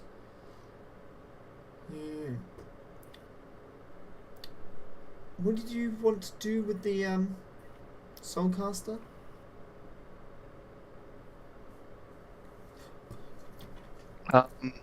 We didn't decide, I don't think.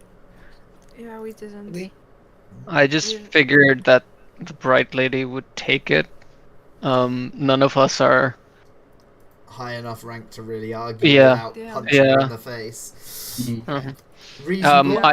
I just spoke to her to ask her if she would protect us. Yeah. Yeah, Once we She's- got she back. said there. she that's would. right. Mhm. And you reckon she should be able to? Okay. Well, that is about it for that. So, We lived. scheduled this as 2 sessions. I'm still happy to run another session, carrying on from here if people want to do another one next week, because that was a lot of fun for me. That was really Yeah, cool. Yeah, that was I'm good. up for it. I'm down. For me. If you guys want to meet again. Yeah, I'm Thanks for game. running, Zox. No Yeah, worries. really Thank you good. so much. Yeah, I noticed a lot of people in the chat was, a couple of was saying about, new to the system. Like a lot of us are new to it, aren't we? And it's Yeah. not just the system, but the world. I think Brandon Sanderson has created such a great world. Yeah, that's the I would like, recommend reading the novels like I've started to do. Definitely. It's brilliant. Yeah. There's definitely moments where I'm just like, oh yeah, let's put that in. Let's remember next time I'm doing a bit. Yeah, a little bit of let's say this word. I liked the chemistry as well. We gelled a lot. Yeah. We gelled. It's always great when you get a one shot and you have a party that can gel, and you almost feel Yeah, like, yeah, oh, good if there flow, wasn't innit? more. There is sometimes Then- that little bit of a risk when you're finding a new group of players. Yeah. True. But no, I So thought do you this think went- we I felt think quite it was lucky, great. didn't we? Yeah. It's nice to meet you guys as well. Yeah. Definitely. Yeah, for sure. likewise, bro. You seem like Yeah. nice people. We're all in the disc. That's another We're all thing. in It's the also Discord, innit? It's also good rolling well when you're trying out a new system. Because I've had times That's you're trying out a new true. Yeah. system and you're just We got rolling pretty badly lucky. and you're like, am I not enjoying this because of the rules or because of the rolls? Yeah. A lot of people have actually said, I mean, when you look at it, that actually it's hard to meet good roles in this system. There's a GM that I'm playing a game with, and he's did it since beta testing, and he said it can be quite hard, very restrictive with the roles. Sometimes you're more than likely going to fail. But tonight didn't fail at all, so that's very interesting. A lot of the stuff, obviously level 1 adventure, a lot of the DCs were between 10 and 15 from things ACs, and most things that you are good at, you're going to have a +4 in, roughly at level 1. You'll have a few things with +4, and I'm just thinking +4 to beat that on average DC of 13, that's only a 9, so that's 50%, so that doesn't feel, Yeah. I don't, then you've also got the plot die, which adds to a roll. Even if you roll badly, it still adds to the roll. Yeah. And then the opportunity to add opportunities. I think there's a lot of it can make you feel quite strong at certain things if you're able to keep moving the opportunities forward. But I'll see how that goes as things level up and more abilities Yeah. exist. I mean, this GM I spoke to, he's playing in a game with me, and he's really big on the mechanics, very mathematical, and he's run a lot of systems, and he just convinced me that the idea is, as a TTRPG, this tends to have a bit more, it's harder for the players to meet the roles compared to a lot of other TTRPGs. I mean, I think you're used to Pathfinder, aren't you? Yeah. What we played mainly. I'd never played it, but yeah, he's. I mean, put it for instance. I mean, it didn't go very well for us on yesterday's campaign. We all failed. We nearly got arrested. The failures can be very unforgiving. On a stealth, it's like Whereas at D&D, you've got a bit more give. I do find in so many games, stealth is such a make it or break it thing, where it's just like, well, you failed a perception check, not Thievery, that much bad stealth, happened. yeah. You failed this check, not that much bad happened. You failed stealth, very bad. What about when Gertrude crept all that way through the bushes, all the way up to the mammoth, and then it sat on her? That was a very successful stealth. Too successful. Hey, and at the end of the day, bad rolls makes it fun. Oh yeah. Yeah, exactly. You know? Yeah. This could have gone completely the opposite way if we weren't rolling so high. I was genuinely like right at the start with the Alethi captain and the spearman. I was like, oh, this is an Alethi captain. He's going to kill all of us. Yeah, especially that he had frill. Yeah, exactly. I was like, oh, we're all just gonna die. We're like dead meat. To be fair, there was a thing where I was like, You saved us. the You turn saved us, Krahvk. That was turn you. after You you pinned him killed down them. the whole fight. The turn after you killed them, if they hadn't died that turn, they've got an ability that's just like, not hit people, but just do this much damage to everyone within this distance of you, and it's just like, ooh, that's pretty mean. Yeah. The fact I that love Krahvk was able Tozbek. to- I mean, what that priest, man! It's just like when he right at the start scene, and he's going, and it's like, what a priest! He's very violent, isn't he, for a priest? I love it. That's comical. It's like, you've heard Torbek's friends. That was just Love it. All my characters are like that a little bit. They're all just mixed up. You ain't. No, you I should love meet it. my character in GTA. I've really enjoyed it, and it's been So I'm definitely up for next weekend if I we like can, your if we character. can keep it that going. Character of yours is funny as fuck. Do you know what's really funny? It's Like, really I don't normally play these type of characters. I just thought, you know what? Why not? Normally, it's like everybody wants to play the hero or the scout. You know what I mean? It's like, I am the best in the world, and I will be the hero. I just thought I'm just gonna go completely NPC, like I would in a D&D group, my local D&D group. You know. What are you talking about, NPC? Ilexius is clearly the main character of the story. No.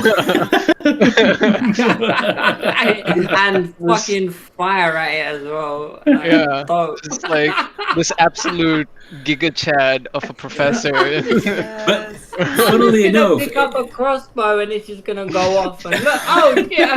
that's the thing. It It's was funny fun. because I thought, do you know what came into my head first? I thought I'll pick up a rock. You know, because you've got these. It's a brilliant mechanic. It's improvised weapon in this mechanic. It's a great mechanic, and I think that is probably one of the best parts of this system in combat.